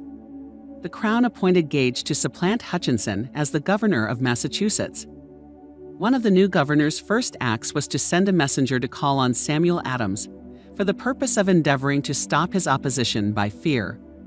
We can best understand the spirit of what happened by quoting the conversation between Colonel Fenton, the messenger sent by Gage, and Adams. Colonel Fenton, I have been authorized by Governor Gage to assure you, Mr. Adams, that the governor has been empowered to confer upon you such benefits as would be satisfactory, an endeavor to win Adams by promise of bribes, upon the condition that you engage to cease in your opposition to the measures of the government. It is the governor's advice to you, sir, not to incur the further displeasure of His Majesty. Your conduct has been such as makes you liable to penalties of an act of Henry VIII, by which persons can be sent to England for trial for treason or imprisoned for treason, at the discretion of a governor of a province. But by changing your political course, you will not only receive great personal advantages, but you will make your peace with the king. Samuel Adams had the choice of two decisions. He could cease his opposition and receive personal bribes, or he could continue and run the risk of being hanged. Clearly, the time had come when Adams was forced to reach instantly, a decision which could have cost his life. The majority of men would have found it difficult to reach such a decision. The majority would have sent back an evasive reply, but not Adams. He insisted upon Colonel Fenton's word of honor that the colonel would deliver to the governor the answer exactly as Adams would give it to him. Adams' answer: "Then you may tell Governor Gage that I trust I have long since made my peace with the King of Kings. No personal consideration shall induce me to abandon the righteous cause of my country. And tell Governor Gage it is the advice of Samuel Adams to him, no longer to insult the feelings of an exasperated people. Comment as to the character of this man seems unnecessary. It must be obvious to all who read this astounding message that its sender possessed loyalty of the highest order. This is important. Racketeers and dishonest politicians have prostituted the honor for which such men as Adams died." When Governor Gage received Adams' caustic reply, he flew into a rage and issued a proclamation which read, "I do, hereby, in His Majesty's name, offer and promise His most gracious pardon to all persons who shall forthwith lay down their arms and return to the duties of peaceable subjects, excepting only from the benefit of such pardon Samuel Adams and John Hancock, whose offenses are of too flagitious a nature to admit of any other consideration but that of condign punishment." As one might say, in modern slang, Adams and Hancock were on the spot. The threat of the irate governor forced the two men to reach another decision, equally as dangerous. They hurriedly called a secret meeting of their staunchest followers. Here the mastermind began to take on momentum. After the meeting had been called to order, Adams locked the door, placed the key in his pocket, and informed all present that it was imperative that a Congress of the colonists be organized, and that no man should leave the room until the decision for such a Congress had been reached. Great excitement followed. Some weighed the possible consequences of such radicalism. Old man fear. Some expressed grave doubt as to the wisdom of so definite a decision in defiance of the Crown.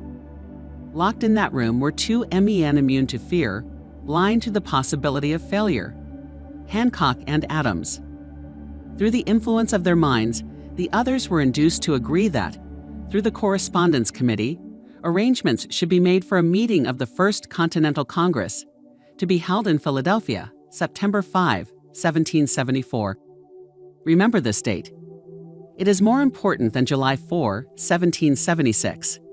If there had been no decision to hold a Continental Congress, there could have been no signing of the Declaration of Independence. Before the first meeting of the new Congress, another leader, in a different section of the country, was deep in the throes of publishing a summary view of the rights of British America. He was Thomas Jefferson, of the province of Virginia, whose relationship to Lord Dunmore, representative of the Crown in Virginia, was as strained as that of Hancock and Adams with their governor. Shortly after his famous Summary of Rights was published, Jefferson was informed that he was subject to prosecution for high treason against His Majesty's government. Inspired by the threat, one of Jefferson's colleagues, Patrick Henry, boldly spoke his mind, concluding his remarks with a sentence which shall remain forever a classic: "If this be treason, then make the most of it." It was such men as these who, without power, without authority, without military strength, without money, sat in solemn consideration of the destiny of the colonies, beginning at the opening of the First Continental Congress and continuing at intervals for 2 years, until on June 7, 1776, Richard Henry Lee arose, addressed the chair, and to the startled assembly made this motion: "Gentlemen, I make the motion that these united colonies are, and of right ought to be free and independent states, that they be absolved from all allegiance to the British Crown, and that all political connection between them and the state of Great Britain is, and ought to be totally dissolved." Lee's astounding motion was discussed fervently, and at such length that he began to lose patience. Finally, after days of argument, he again took the floor and declared, in a clear, firm voice, "Mr. President, we have discussed this issue for days. It is the only course for us to follow. Why then, sir, do we longer delay? Why still deliberate? Let this happy day give birth to an American republic. Let her arise, not to devastate and to conquer, but to reestablish the reign of peace and of law. The eyes of Europe are fixed upon us. She demands of us a living example of freedom that may exhibit a contrast in the felicity of the citizen to the ever-increasing tyranny. Before his motion was finally voted upon, Lee was called back to Virginia because of serious family illness, but before leaving, he placed his cause in the hands of his friend, Thomas Jefferson, who promised to fight until favorable action was taken. Shortly thereafter, the President of the Congress, Hancock, appointed Jefferson as chairman of a committee to draw up a Declaration of Independence. Long and hard the committee labored on a document which would mean, when accepted by the Congress, that every man who signed it would be signing his own death warrant should the colonies lose in the fight with Great Britain, which was sure to follow. The document was drawn, and on June 28, the original draft was read before the Congress. For several days it was discussed, altered, and made ready.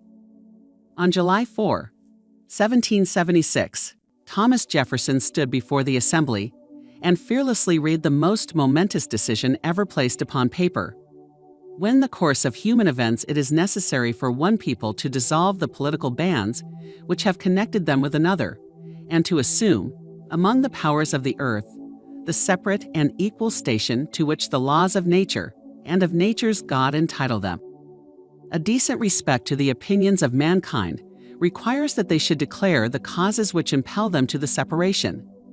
When Jefferson finished, the document was voted upon, accepted, and signed by the 56 men, everyone staking his own life upon his decision to write his name. By that decision came into existence a nation destined to bring to mankind forever the privilege of making decisions. By decisions made in a similar spirit of faith, and only by such decisions, can people solve their personal problems and win for themselves high estates of material and spiritual wealth. Let us not forget this. Analyze the events which led to the Declaration of Independence, and be convinced that this nation, which now holds a position of commanding respect and power among all nations of the world, was born of a decision created by a mastermind consisting of 56 men. Note well the fact that it was their decision which ensured the success of Washington's armies, because the spirit of that decision was in the heart of every soldier who fought with him, and served as a spiritual power which recognizes no such thing as failure. Note also, with great personal benefit, that the power which gave this nation its freedom is the same power that must be used by every individual who becomes self-determining. This power is made up of the principles described in this book. It will not be difficult to detect, in the story of the Declaration of Independence, at least 6 of these principles: desire, decision, faith, persistence, the mastermind, and organized planning. Throughout this philosophy will be found the suggestion that thought, backed by strong desire, has a tendency to transmute itself into its physical equivalent. Before passing on, I wish to leave with you the suggestion that one may find in this story, and in the story of the organization of the United States Steel Corporation, a perfect description of the method by which thought makes this astounding transformation. In your search for the secret of the method, do not look for a miracle, because you will not find it. You will find only the eternal laws of nature. These laws are available to every person who has the faith and the courage to use them. They may be used to bring freedom to a nation or to accumulate riches. There is no charge save the time necessary to understand and appropriate them. Those who reach decisions promptly and definitely know what they want and generally get it. The leaders in every walk of life decide quickly and firmly. That is the major reason why they are leaders. The world has the habit of making room for the man whose words and actions show that he knows where he is going. Indecision is a habit which usually begins in youth. The habit takes on permanency as the youth goes through graded school, high school, and even through college without definiteness of purpose. The major weakness of all educational systems is that they neither teach nor encourage the habit of definite decision. It would be beneficial if no college would permit the enrollment of any student, unless and until the student declared his major purpose in matriculating. It would be of still greater benefit if every student who enters the graded schools were compelled to accept training in the habit of decision and forced to pass a satisfactory examination on this subject before being permitted to advance in the grades. The habit of indecision acquired because of the deficiencies of our school systems goes with the student into the occupation he chooses, if, in fact, he chooses his occupation. Generally, the youth just out of school seeks any job that can be found. He takes the first place he finds because he has fallen into the habit of indecision. 98 out of every 100 people working for wages today are in the positions they hold because they lack the definiteness of decision to plan a definite position and the knowledge of how to choose an employer. Definiteness of decision always requires courage, sometimes very great courage. The 56 men who signed the Declaration of Independence staked their lives on the decision to affix their signatures to that document. The person who reaches a definite decision to procure the particular job and make life pay the price he asks does not stake his life on that decision. He stakes his economic freedom. Financial independence, riches, desirable business and professional positions are not within reach of the person who neglects or refuses to expect, plan, and demand these things. The person who desires riches in the same spirit that Samuel Adams desired freedom for the colonies is sure to accumulate wealth. In the chapter on organized planning, you will find complete instructions for marketing every type of personal services. You will find also detailed information on how to choose the employer you prefer and the particular job you desire. These instructions will be of no value to you unless you definitely decide to organize them into a plan of action. Chapter 10. Persistence. The sustained effort necessary to induce faith, the eighth step toward riches. Persistence is an essential factor in the procedure of transmuting desire into its monetary equivalent. The basis of persistence is the power of will.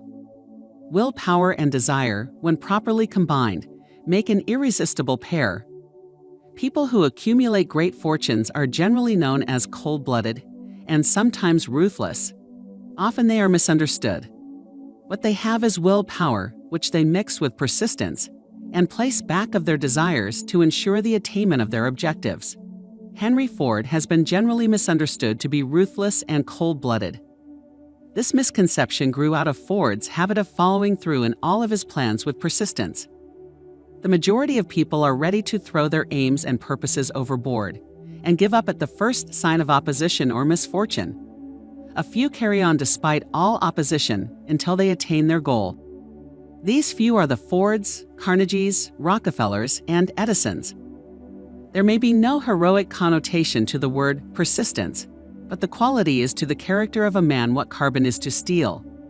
The building of a fortune generally involves the application of the entire 13 factors of this philosophy.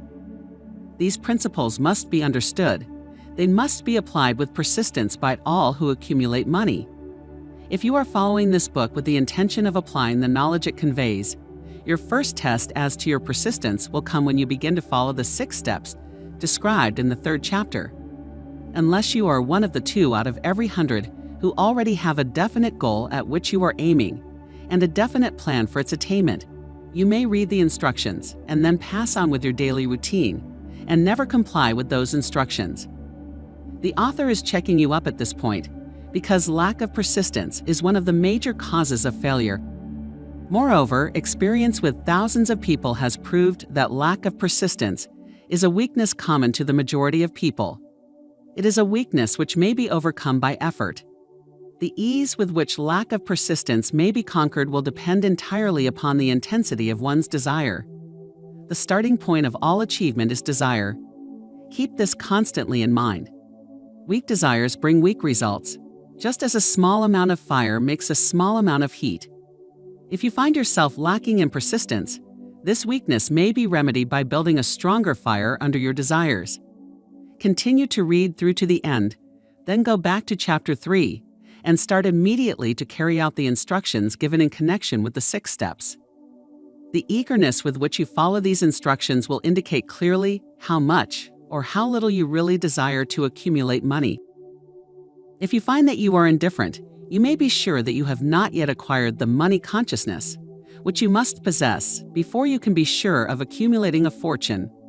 Fortunes gravitate to men whose minds have been prepared to attract them, just as surely as water gravitates to the ocean. In this book may be found all the stimuli necessary to attune any normal mind to the vibrations which will attract the object of one's desires. If you find you are weak in persistence, center your attention upon the instructions contained in the chapter on power.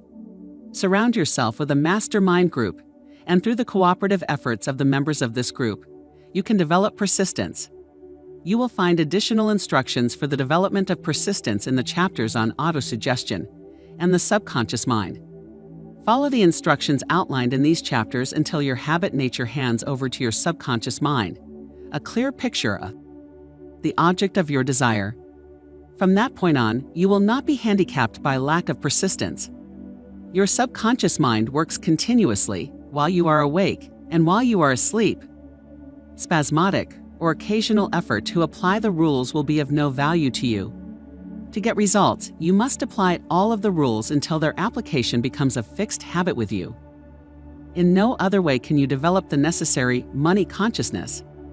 Poverty is attracted to the one whose mind is favorable to it, as money is attracted to him whose mind has been deliberately prepared to attract it, and through the same laws.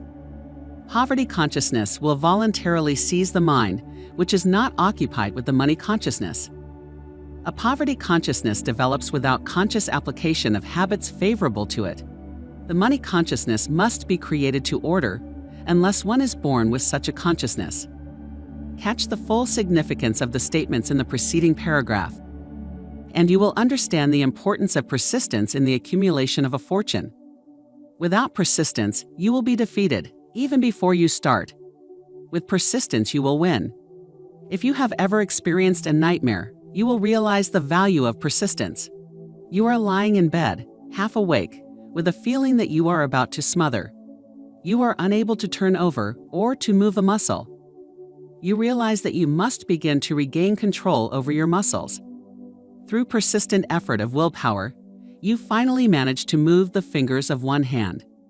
By continuing to move your fingers, you extend your control to the muscles of one arm until you can lift it.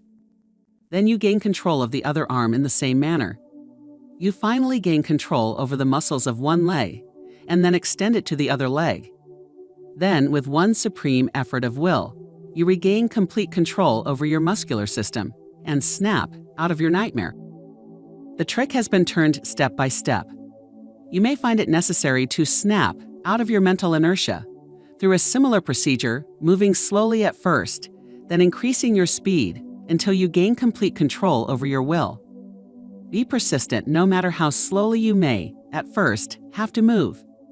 With persistence will come success. If you select your mastermind group with care, you will have in it at least one person who will aid you in the development of persistence. Some men who have accumulated great fortunes did so because of necessity. They developed the habit of persistence because they were so closely driven by circumstances that they had to become persistent. There is no substitute for persistence. It cannot be supplanted by any other quality. Remember this, and it will hearten you in the beginning when the going may seem difficult and slow. Those who have cultivated the habit of persistence seem to enjoy insurance against failure. No matter how many times they are defeated, they finally arrive up toward the top of the ladder. Sometimes it appears that there is a hidden guide whose duty is to test men through all sorts of discouraging experiences. Those who pick themselves up after defeat and keep on trying arrive, and the world cries, "Bravo! I knew you could do it." The hidden guide lets no one enjoy great achievement without passing the persistence test. Those who can't take it simply do not make the grade. Those who can take it are bountifully rewarded for their persistence. They receive, as their compensation, whatever goal they are pursuing. That is not all. They receive something infinitely more important than material compensation: the knowledge that every failure brings with it the seed of an equivalent advantage. There are exceptions to this rule. A few people know from experience the soundness of persistence. They are the ones who have not accepted defeat as being anything more than temporary. They are the ones whose desires are so persistently applied that defeat is finally changed into victory. We who stand on the sidelines of life see the overwhelmingly large number who go down in defeat, never to rise again. We see the few who take the punishment of defeat as an urge to greater effort. These, fortunately, never learn to accept life's reverse gear. But what we do not see, what most of us never suspect of existing, is the silent but irresistible power which comes to the rescue of those who fight on in the face of discouragement. If we speak of this power at all, we call it persistence, and let it go at that. One thing we all know, if one does not possess persistence, one does not achieve noteworthy success in any calling. As these lines are being written, I look up from my work and see before me, less than a block away, the great mysterious Broadway, the graveyard of dead hopes, and the front porch of opportunity.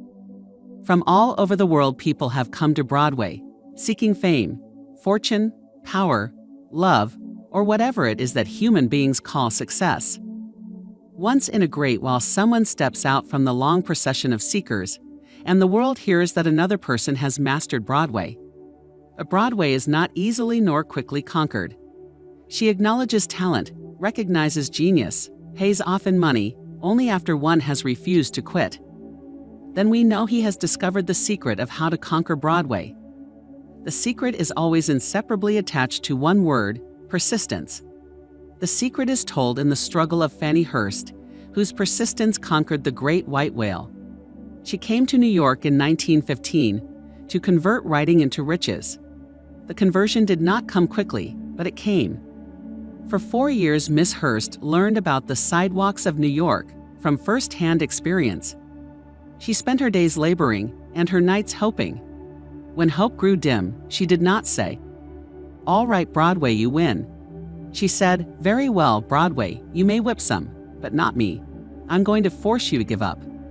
One publisher, the Saturday Evening Post, sent her 36 rejection slips before she broke the ice and got a story across. The average writer, like the average in other walks of life, would have given up the job when the first rejection slip came. She pounded the pavements for 4 years to the tune of the publishers, no, because she was determined to win.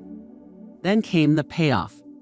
The spell had been broken, the unseen guide had tested Fannie Hurst, and she could take it. From that time on, publishers made a beaten path to her door. Money came so fast, she hardly had time to count it. Then the moving picture men discovered her, and money came not in small change, but in floods. The moving picture rights to her latest novel, Great Laughter, brought $100,000, said to be the highest price ever paid for a story before publication. Her royalties from the sale of the book probably will run much more. Briefly, you have a description of what persistence is capable of achieving. Fannie Hurst is no exception. Wherever men and women accumulate great riches, you may be sure they first acquired persistence. Broadway will give any beggar a cup of coffee and a sandwich, but it demands persistence of those who go after the big stakes. Kate Smith will say amen when she reads this. For years she sang, without money and without price, before any microphone she could reach. Broadway said to her, "Come and get it, if you can take it." She did take it until one happy day Broadway got tired and said, "Ah, what's the use? You don't know when you're whipped, so name your price, and go to work in earnest." Miss Smith named her price. It was plenty. Away up in figures, so high that 1 week's salary is far more than most people make in a whole year. Verily, it pays to be persistent. And here is an encouraging statement which carries with it a suggestion of great significance. Thousands of singers who excel Kate Smith are walking up and down Broadway looking for a break without success. Countless others have come and gone. Many of them sang well enough, but they failed to make the grade because they lacked the courage to keep on keeping on, until Broadway became tired of turning them away. Persistence is a state of mind, therefore it can be cultivated. Like all states of mind, persistence is based upon definite causes, among them these. A. Definiteness of purpose. Knowing what one wants is the first and perhaps the most important step toward the development of persistence. A strong motive forces one to surmount many difficulties. B. Desire. It is comparatively easy to acquire and to maintain persistence in pursuing the object of intense desire. C. Self-reliance. Belief in one's ability to carry out a plan encourages one to follow the plan through with persistence. Self-reliance can be developed through the principle described in the chapter on autosuggestion. D. Definiteness of plans. Organized plans, even though they may be weak and entirely impractical, encourage persistence. E. Accurate knowledge. Knowing that one's plans are sound, based upon experience or observation, encourages persistence. Guessing instead of knowing destroys persistence. F. Cooperation. Sympathy, understanding, and harmonious cooperation with others tend to develop persistence. G. Willpower. The habit of concentrating one's thoughts upon the building of plans for the attainment of a definite purpose leads to persistence. H. Habit. Persistence is the direct result of habit. The mind absorbs and becomes a part of the daily experiences upon which it feeds. Fear, the worst of all enemies, can be effectively cured by forced repetition of great courage. Everyone who has seen active service in war knows this. Before leaving the subject of persistence, take inventory of yourself and determine in what particular, if any, you are lacking in this essential quality. Measure yourself courageously point by point and see how many of the 8 factors of persistence you lack. The analysis may lead to discoveries that will give you a new grip on yourself. Symptoms of lack of persistence.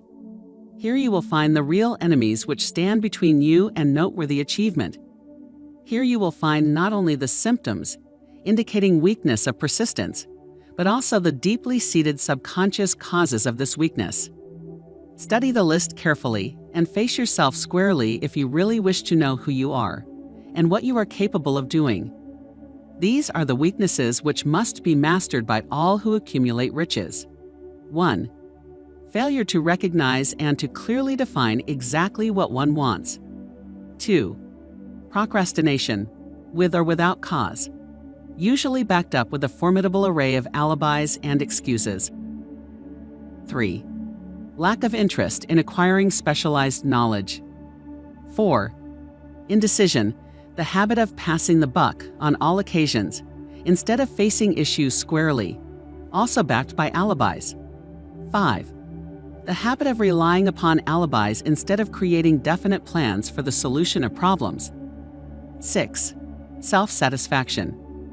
There is but little remedy for this affliction, and no hope for those who suffer from it. 7. Indifference, usually reflected in one's readiness to compromise on all occasions, rather than meet opposition and fight it. 8. The habit of blaming others for one's mistakes, and accepting unfavorable circumstances as being unavoidable. 9. Weakness of desire, due to neglect in the choice of motives that impel action. 10. Willingness, even eagerness, to quit at the first sign of defeat, based upon one or more of the 6 basic fears. 11. Lack of organized plans, placed in writing where they may be analyzed. 12. The habit of neglecting to move on ideas, or to grasp opportunity when it presents itself. 13. Wishing instead of willing.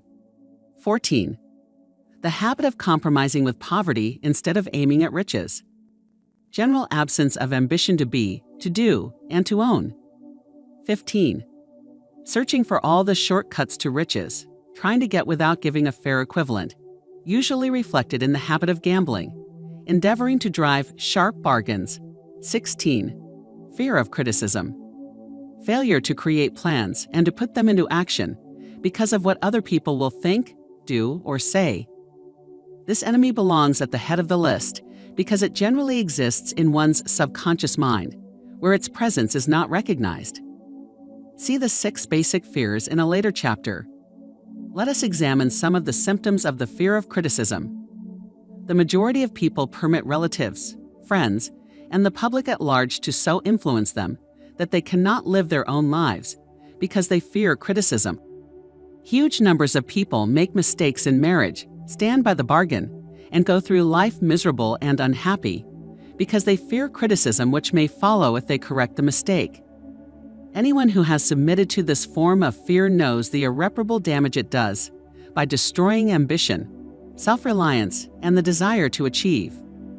Millions of people neglect to acquire belated educations after having left school because they fear criticism. Countless numbers of men and women, both young and old, permit relatives to wreck their lives in the name of duty because they fear criticism. Duty does not require any person to submit to the destruction of his personal ambitions and the right to live his own life in his own way. People refuse to take chances in business because they fear the criticism which may follow if they fail. The fear of criticism in such cases is stronger than the desire for success. Too many people refuse to set high goals for themselves, or even neglect selecting a career because they fear the criticism of relatives and friends who may say, "Don't aim so high, people will think you are crazy." When Andrew Carnegie suggested that I devote 20 years to the organization of a philosophy of individual achievement, my first impulse of thought was fear of what people might say. The suggestion set up a goal for me, far out of proportion to any I had ever conceived. As quick as a flash, my mind began to create alibis and excuses, all of them traceable to the inherent fear of criticism. Something inside of me said, "You can't do it. The job is too big and requires too much time. What will your relatives think of you? How will you earn a living? No one has ever organized a philosophy of success. What right have you to believe you can do it? Who are you anyway, to aim so high? Remember your humble birth. What do you know about philosophy? People will think you are crazy, and they did. Why hasn't some other person done this before now?"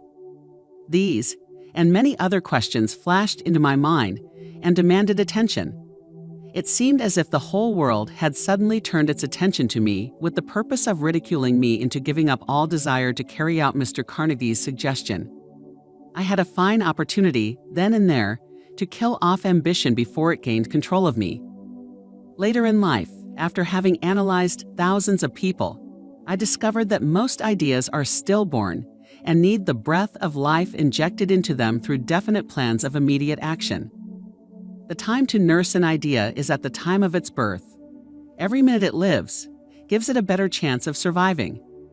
The fear of criticism is at the bottom of the destruction of most ideas, which never reach the planning and action stage. Many people believe that material success is the result of favorable breaks. There is an element of ground for the belief, but those depending entirely upon luck are nearly always disappointed, because they overlook another important factor which must be present before one can be sure of success. It is the knowledge with which favorable breaks can be made to order. During the Depression, W.C. Fields, the comedian, lost all his money and found himself without income, without a job, and his means of earning a living, vaudeville, no longer existed. Moreover, he was past 60, when many men consider themselves old. He was so eager to stage a comeback that he offered to work without pay in a new field, movies. In addition to his other troubles, he fell and injured his neck. To many that would have been the place to give up and quit. But Fields was persistent.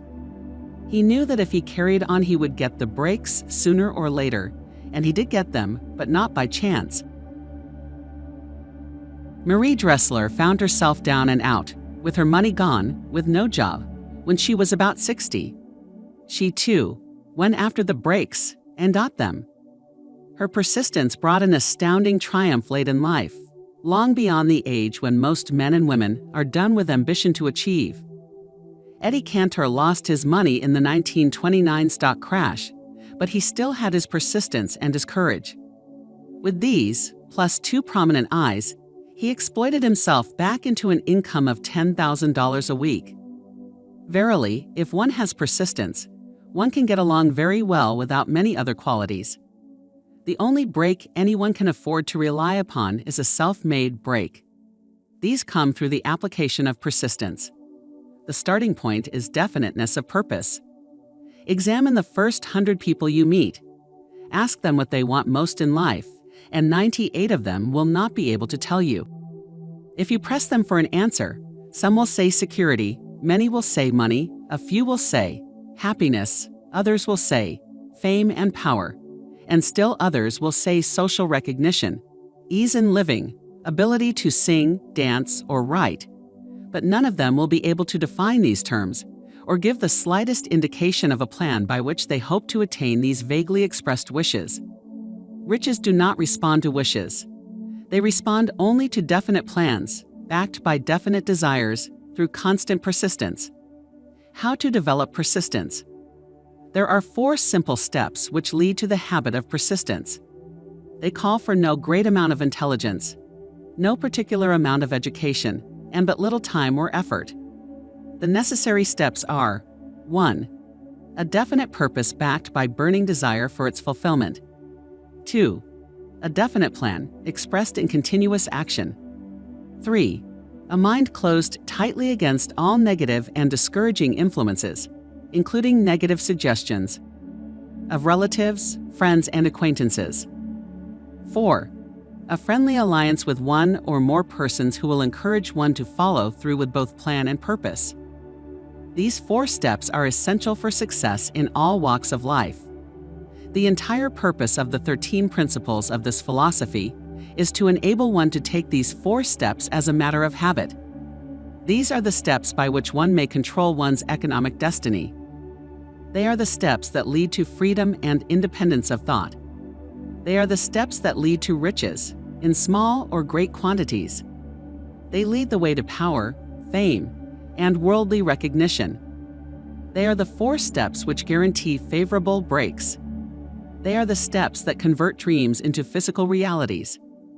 They lead also to the mastery of fear, discouragement, indifference.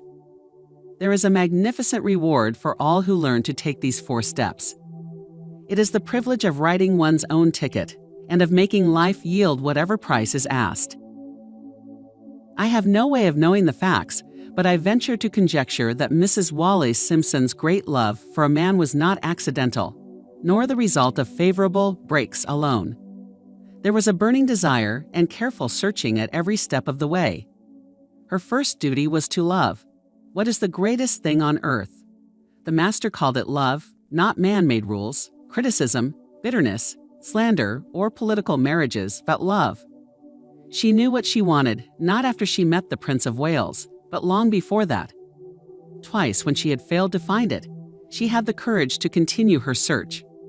To thine own self be true, and it must follow, as the night the day, thou canst not then be false to any man.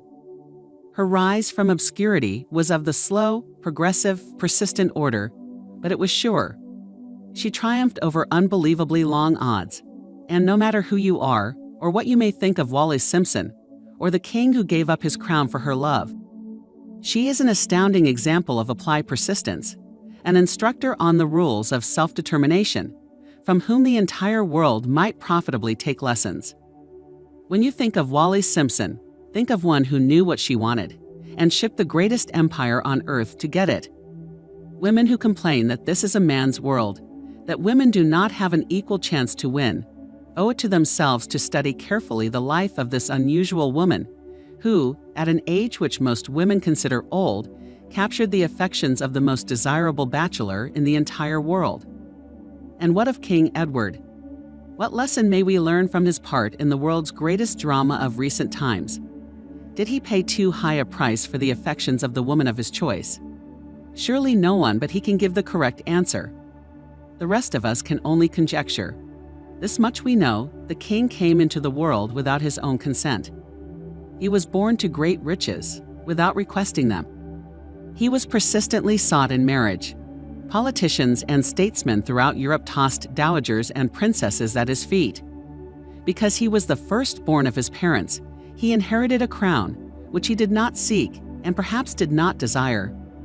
For more than 40 years he was not a free agent, could not live his life in his own way, had but little privacy, and finally assumed duties inflicted upon him when he ascended the throne. Some will say, with all these blessings, King Edward should have found peace of mind, contentment, and joy of living. The truth is that back of all the privileges of a crown, all the money, the fame, and the power inherited by King Edward, there was an emptiness which could be filled only by love. His greatest desire was for love. Long before he met Wallis Simpson, he doubtless felt this great universal emotion tugging at the strings of his heart, beating upon the door of his soul and crying out for expression. And when he met a kindred spirit, crying out for this same holy privilege of expression, he recognized it, and without fear or apology, opened his heart and bade it enter. All the scandalmongers in the world cannot destroy the beauty of this international drama, through which two people found love, and had the courage to face open criticism, renounce all else to give it holy expression. King Edward's decision to give up the crown of the world's most powerful empire, for the privilege of going the remainder of the way through life with the woman of his choice, was a decision that required courage. The decision also had a price, but who has the right to say the price was too great? Surely not he who said, "He among you who is without sin, let him cast the first stone." As a suggestion to any evil-minded person who chooses to find fault with the Duke of Windsor, because his desire was for love, and for openly declaring his love for Wallis Simpson and giving up his throne for her, let it be remembered that the open declaration was not essential. He could have followed the custom of clandestine liaison which has prevailed in Europe for centuries, without giving up either his throne or the woman of his choice, and there would have been no complaint from either church or laity. But this unusual man was built of sterner stuff. His love was clean. It was deep and sincere. It represented the one thing which above all else he truly desired. Therefore, he took what he wanted and paid the price demanded. If Europe had been blessed with more rulers with the human heart and the traits of honesty of ex-King Edward, for the past century, that unfortunate hemisphere now seething with greed, hate, lust, political connivance, and threats of war, would have a different and a better story to tell. A story in which love and not hate would rule. In the words of Stuart Austin Weir, "We raise our cup and drink this toast to ex-King Edward and Wallis Simpson. Blessed is the man who has come to know that our muted thoughts are our sweetest thoughts. Blessed is the man who, from the blackest depths, can see the luminous figure of love, and seeing, sing, and singing say, 'Sweeter far than uttered lays are the thoughts I have of you.'" In these words would we pay tribute to the two people who, more than all others of modern times, have been the victims of criticism and the recipients of abuse, because they found life's greatest treasure and claimed it. Mrs. Simpson read and approved this analysis. Most of the world will applaud the Duke of Windsor and Wallis Simpson because of their persistence in searching until they found life's greatest reward. All of us can profit by following their example in our own search for that which we demand of life. What mystical power gives to men of persistence the capacity to master difficulties? Does the quality of persistence set up in one's mind some form of spiritual, mental, or chemical activity which gives one access to supernatural forces?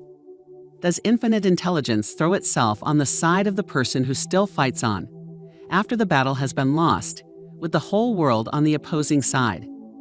These and many other similar questions have arisen in my mind as I have observed men like Henry Ford, who started at scratch and built an industrial empire of huge proportions, with little else in the way of a beginning but persistence. Or Thomas A. Edison, who, with less than 3 months of schooling, became the world's leading inventor and converted persistence into the talking machine, the moving picture machine, and the incandescent light, to say nothing of 100 other useful inventions. I had the happy privilege of analyzing both Mr. Edison and Mr. Ford, year by year, over a long period of years, and therefore the opportunity to study them at close range. So I speak from actual knowledge when I say that I found no quality save persistence in either of them that even remotely suggested the major source of their stupendous achievements. As one makes an impartial study of the prophets, philosophers, miracle men, and religious leaders of the past, one is drawn to the inevitable conclusion that persistence, concentration of effort, and definiteness of purpose were the major sources of their achievements. Consider, for example, the strange and fascinating story of Mohammed. Analyze his life. Compare him with men of achievement in this modern age of industry and finance, and observe how they have one outstanding trait in common: persistence. If you are keenly interested in studying the strange power which gives potency to persistence, read a biography of Mohammed, especially the one by Esad Bey. This brief review of that book, by Thomas Sugru, in the Herald Tribune, will provide a preview of the rare treat in store for those who take the time to read the entire story of one of the most astounding examples of the power of persistence known to civilization, the last great prophet. Reviewed by Thomas Sugru, Mohammed was a prophet, but he never performed a miracle. He was not a mystic. He had no formal schooling. He did not begin his mission until he was 40. When he announced that he was the messenger of God, bringing word of the true religion, he was ridiculed and labeled a lunatic. Children tripped him and women threw filth upon him. He was banished from his native city, Mecca, and his followers were stripped of their worldly goods and sent into the desert after him. When he had been preaching 10 years, he had nothing to show for it but banishment, poverty, and ridicule. Yet before another 10 years had passed, he was dictator of all Arabia, ruler of Mecca, and the head of a new world religion, which was to sweep to the Danube and the Pyrenees before exhausting the impetus he gave it. That impetus was threefold: the power of words, the efficacy of prayer, and man's kinship with God. His career never made sense. Mohammed was born to impoverished members of a leading family of Mecca. Because Mecca, the crossroads of the world, home of the magic stone called the Kaaba, great city of trade and the center of trade routes, was unsanitary, its children were sent to be raised in the desert by Bedouins. Mohammed was thus nurtured, drawing strength and health from the milk of nomad, vicarious mothers. He tended sheep and soon hired out to a rich widow as leader of her caravans. He traveled to all parts of the Eastern world, talked with many men of diverse beliefs, and observed the decline of Christianity into warring sects. When he was 28, Khadijah the widow looked upon him with favor and married him. Her father would have objected to such a marriage, so she got him drunk and held him up while he gave the paternal blessing. For the next 12 years, Mohammed lived as a rich and respected and very shrewd trader. Then he took to wandering in the desert, and one day he returned with the first verse of the Quran and told Khadijah that the archangel Gabriel had appeared to him and said that he was to be the messenger of God. The Quran, the revealed word of God, was the closest thing to a miracle in Mohammed's life. He had not been a poet.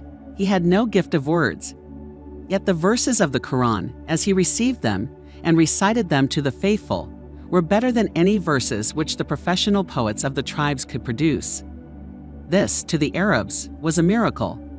To them the gift of words was the greatest gift. The poet was all-powerful. In addition, the Quran said that all men were equal before God, that the world should be a democratic state Islam. It was this political heresy, plus Mohammed's desire to destroy all the idols in the courtyard of the Kaaba, which brought about his banishment. The idols brought the desert tribes to Mecca, and that meant trade. So the businessmen of Mecca, the capitalists, of which he had been one, set upon Mohammed. Then he retreated to the desert and demanded sovereignty over the world. The rise of Islam began. Out of the desert came a flame which would not be extinguished. A democratic army fighting as a unit and prepared to die without wincing. Mohammed had invited the Jews and Christians to join him, for he was not building a new religion. He was calling all who believed in one God to join in a single faith. If the Jews and Christians had accepted his invitation, Islam would have conquered the world. They didn't. They would not even accept Mohammed's innovation of humane warfare. When the armies of the Prophet entered Jerusalem, not a single person was killed because of his faith. When the Crusaders entered the city, centuries later, not a Muslim man, woman, or child was spared. But the Christians did accept one Muslim idea, the place of learning, the university. Chapter 11. Power of the mastermind, the driving force. The ninth step toward riches. Power is essential for success in the accumulation of money. Plans are inert and useless.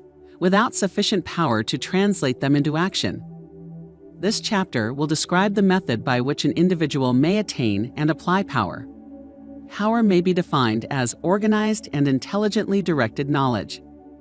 Power, as the term is here used, refers to organized effort, sufficient to enable an individual to transmute desire into its monetary equivalent. Organized effort is produced through the coordination of effort of two or more people who work toward a definite end in a spirit of harmony. Power is required for the accumulation of money. Power is necessary for the retention of money after it has been accumulated. Let us ascertain how power may be acquired.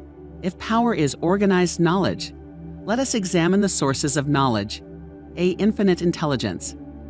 This source of knowledge may be contacted through the procedure described in another chapter, with the aid of creative imagination. Accumulated experience. The accumulated experience of humans, or that portion of it which has been organized and recorded, may be found in any well-equipped public library. An important part of this accumulated experience is taught in public schools and colleges, where it has been classified and organized. See experiment and research. In the field of science, and in practically every other walk of life, people are gathering, classifying, and organizing new facts daily. This is the source to which one must turn when knowledge is not available through accumulated experience. Here, too, the creative imagination must often be used. Knowledge may be acquired from any of the foregoing sources. It may be converted into power by organizing it into definite plans and by expressing those plans in terms of action. Examination of the three major sources of knowledge will readily disclose the difficulty an individual would have, if he depended upon his efforts alone, in assembling knowledge and expressing it through definite plans in terms of action. If his plans are comprehensive, and if they contemplate large proportions, he must, generally, induce others to cooperate with him, before he can inject into them the necessary element of power. Gaining power through the mastermind. The mastermind may be defined as coordination of knowledge and effort in a spirit of harmony between two or more people for the attainment of a definite purpose. No individual may have great power without availing himself of the mastermind. In a preceding chapter, instructions were given for the creation of plans for the purpose of translating desire into its monetary equivalent. If you carry out these instructions with persistence and intelligence, and use discrimination in the selection of your mastermind group, your objective will have been halfway reached even before you begin to recognize it. So you may better understand the intangible potentialities of power available to you through a properly chosen mastermind group. We will here explain the two characteristics of the mastermind principle, one of which is economic in nature, and the other, psychic. The economic feature is obvious. Economic advantages may be created by any person who surrounds himself with the advice, counsel, and personal cooperation of a group of men who are willing to lend him wholehearted aid in a spirit of perfect harmony. This form of cooperative alliance has been the basis of nearly every great fortune. Your understanding of this great truth may definitely determine your financial status. The psychic phase of the mastermind principle is much more abstract, much more difficult to comprehend, because it has reference to the spiritual forces with which the human race as a whole is not well acquainted. You may catch a significant suggestion from this statement. No two minds ever come together without thereby creating a third, invisible, intangible force which may be likened to a third mind. Keep in mind the fact that there are only two known elements in the whole universe, energy and matter. It is a well-known fact that matter may be broken down into units of molecules, atoms, and electrons. There are units of matter which may be isolated, separated, and analyzed. Likewise, there are units of energy. The human mind is a form of energy, a part of it being spiritual in nature. When the minds of two people are coordinated in a spirit of harmony, the spiritual units of energy of each mind form an affinity, which constitutes the psychic phase of the mastermind. The mastermind principle, or rather the economic feature of it, was first called to my attention by Andrew Carnegie over 25 years ago. Discovery of this principle was responsible for the choice of my life's work. Mr. Carnegie's mastermind group consisted of a staff of approximately 50 men, with whom he surrounded himself for the definite purpose of manufacturing and marketing steel. He attributed his entire fortune to the power he accumulated through this mastermind. Analyze the record of any man who has accumulated a great fortune, and many of those who have accumulated modest fortunes, and you will find that they have either consciously or unconsciously employed the mastermind principle. Great power can be accumulated through no other principle. Energy is nature's universal set of building blocks, out of which she constructs every material thing in the universe, including human, and every form of animal and vegetable life. Through a process which only nature completely understands, she translates energy into matter. Nature's building blocks are available to humans in the energy involved in thinking. Our brain may be compared to an electric battery. It absorbs energy from the ether, which permeates every atom of matter and fills the entire universe. It is a well-known fact that a group of electric batteries will provide more energy than a single battery. It is also a well-known fact that an individual battery will provide energy in proportion to the number and capacity of the cells it contains. The brain functions in a similar fashion. This accounts for the fact that some brains are more efficient than others, and leads to this significant statement: a group of brains coordinated or connected in a spirit of harmony will provide more thought energy than a single brain, just as a group of electric batteries will provide more energy than a single battery. Through this metaphor, it becomes immediately obvious that the mastermind principle holds the secret of the power wielded by people who surround themselves with other people of brains. There follows now another statement which will lead still nearer to an understanding of the psychic phase of the mastermind principle. When a group of individual brains are coordinated and function in harmony, the increased energy created through that alliance becomes available to every individual brain in the group. It is a well-known fact that Henry Ford began his business career under the handicap of poverty, illiteracy, and ignorance. It is an equally well-known fact that within the inconceivably short period of 10 years, Mr. Ford mastered these three handicaps, and that within 25 years he made himself one of the richest men in America. Connect with this fact the additional knowledge that Mr. Ford's most rapid strides became noticeable from the time he became a personal friend of Thomas A. Edison, and you will begin to understand what the influence of one mind upon another can accomplish. Go a step farther and consider the fact that Mr. Ford's most outstanding achievements began from the time that he formed the acquaintances of Harvey Firestone, John Burroughs, and Luther Burbank, each a man of great brain capacity, and you will have further evidence that power may be produced through friendly alliance of minds. There is little if any doubt that Henry Ford is one of the best informed men in the business and industrial world. The question of his wealth needs no discussion. Analyze Mr. Ford's intimate personal friends, some of whom have already been mentioned, and you will be prepared to understand the following statement. People take on the nature and the habits and the power of thought of those with whom they associate in a spirit of sympathy and harmony. Henry Ford whipped poverty, illiteracy, and ignorance by allying himself with great minds, whose vibrations of thought he absorbed into his own mind. Through his association with Edison, Burbank, Burroughs, and Firestone, Mr. Ford added to his own brain power the sum and substance of the intelligence, experience, knowledge, and spiritual forces of these four men. Moreover, he appropriated and made use of the mastermind principle through the methods of procedure described in this book. This principle is available to you. We have already mentioned Mahatma Gandhi. Perhaps the majority of those who have heard of Gandhi look upon him as merely an eccentric little man who goes around without formal wearing apparel and makes trouble for the British government.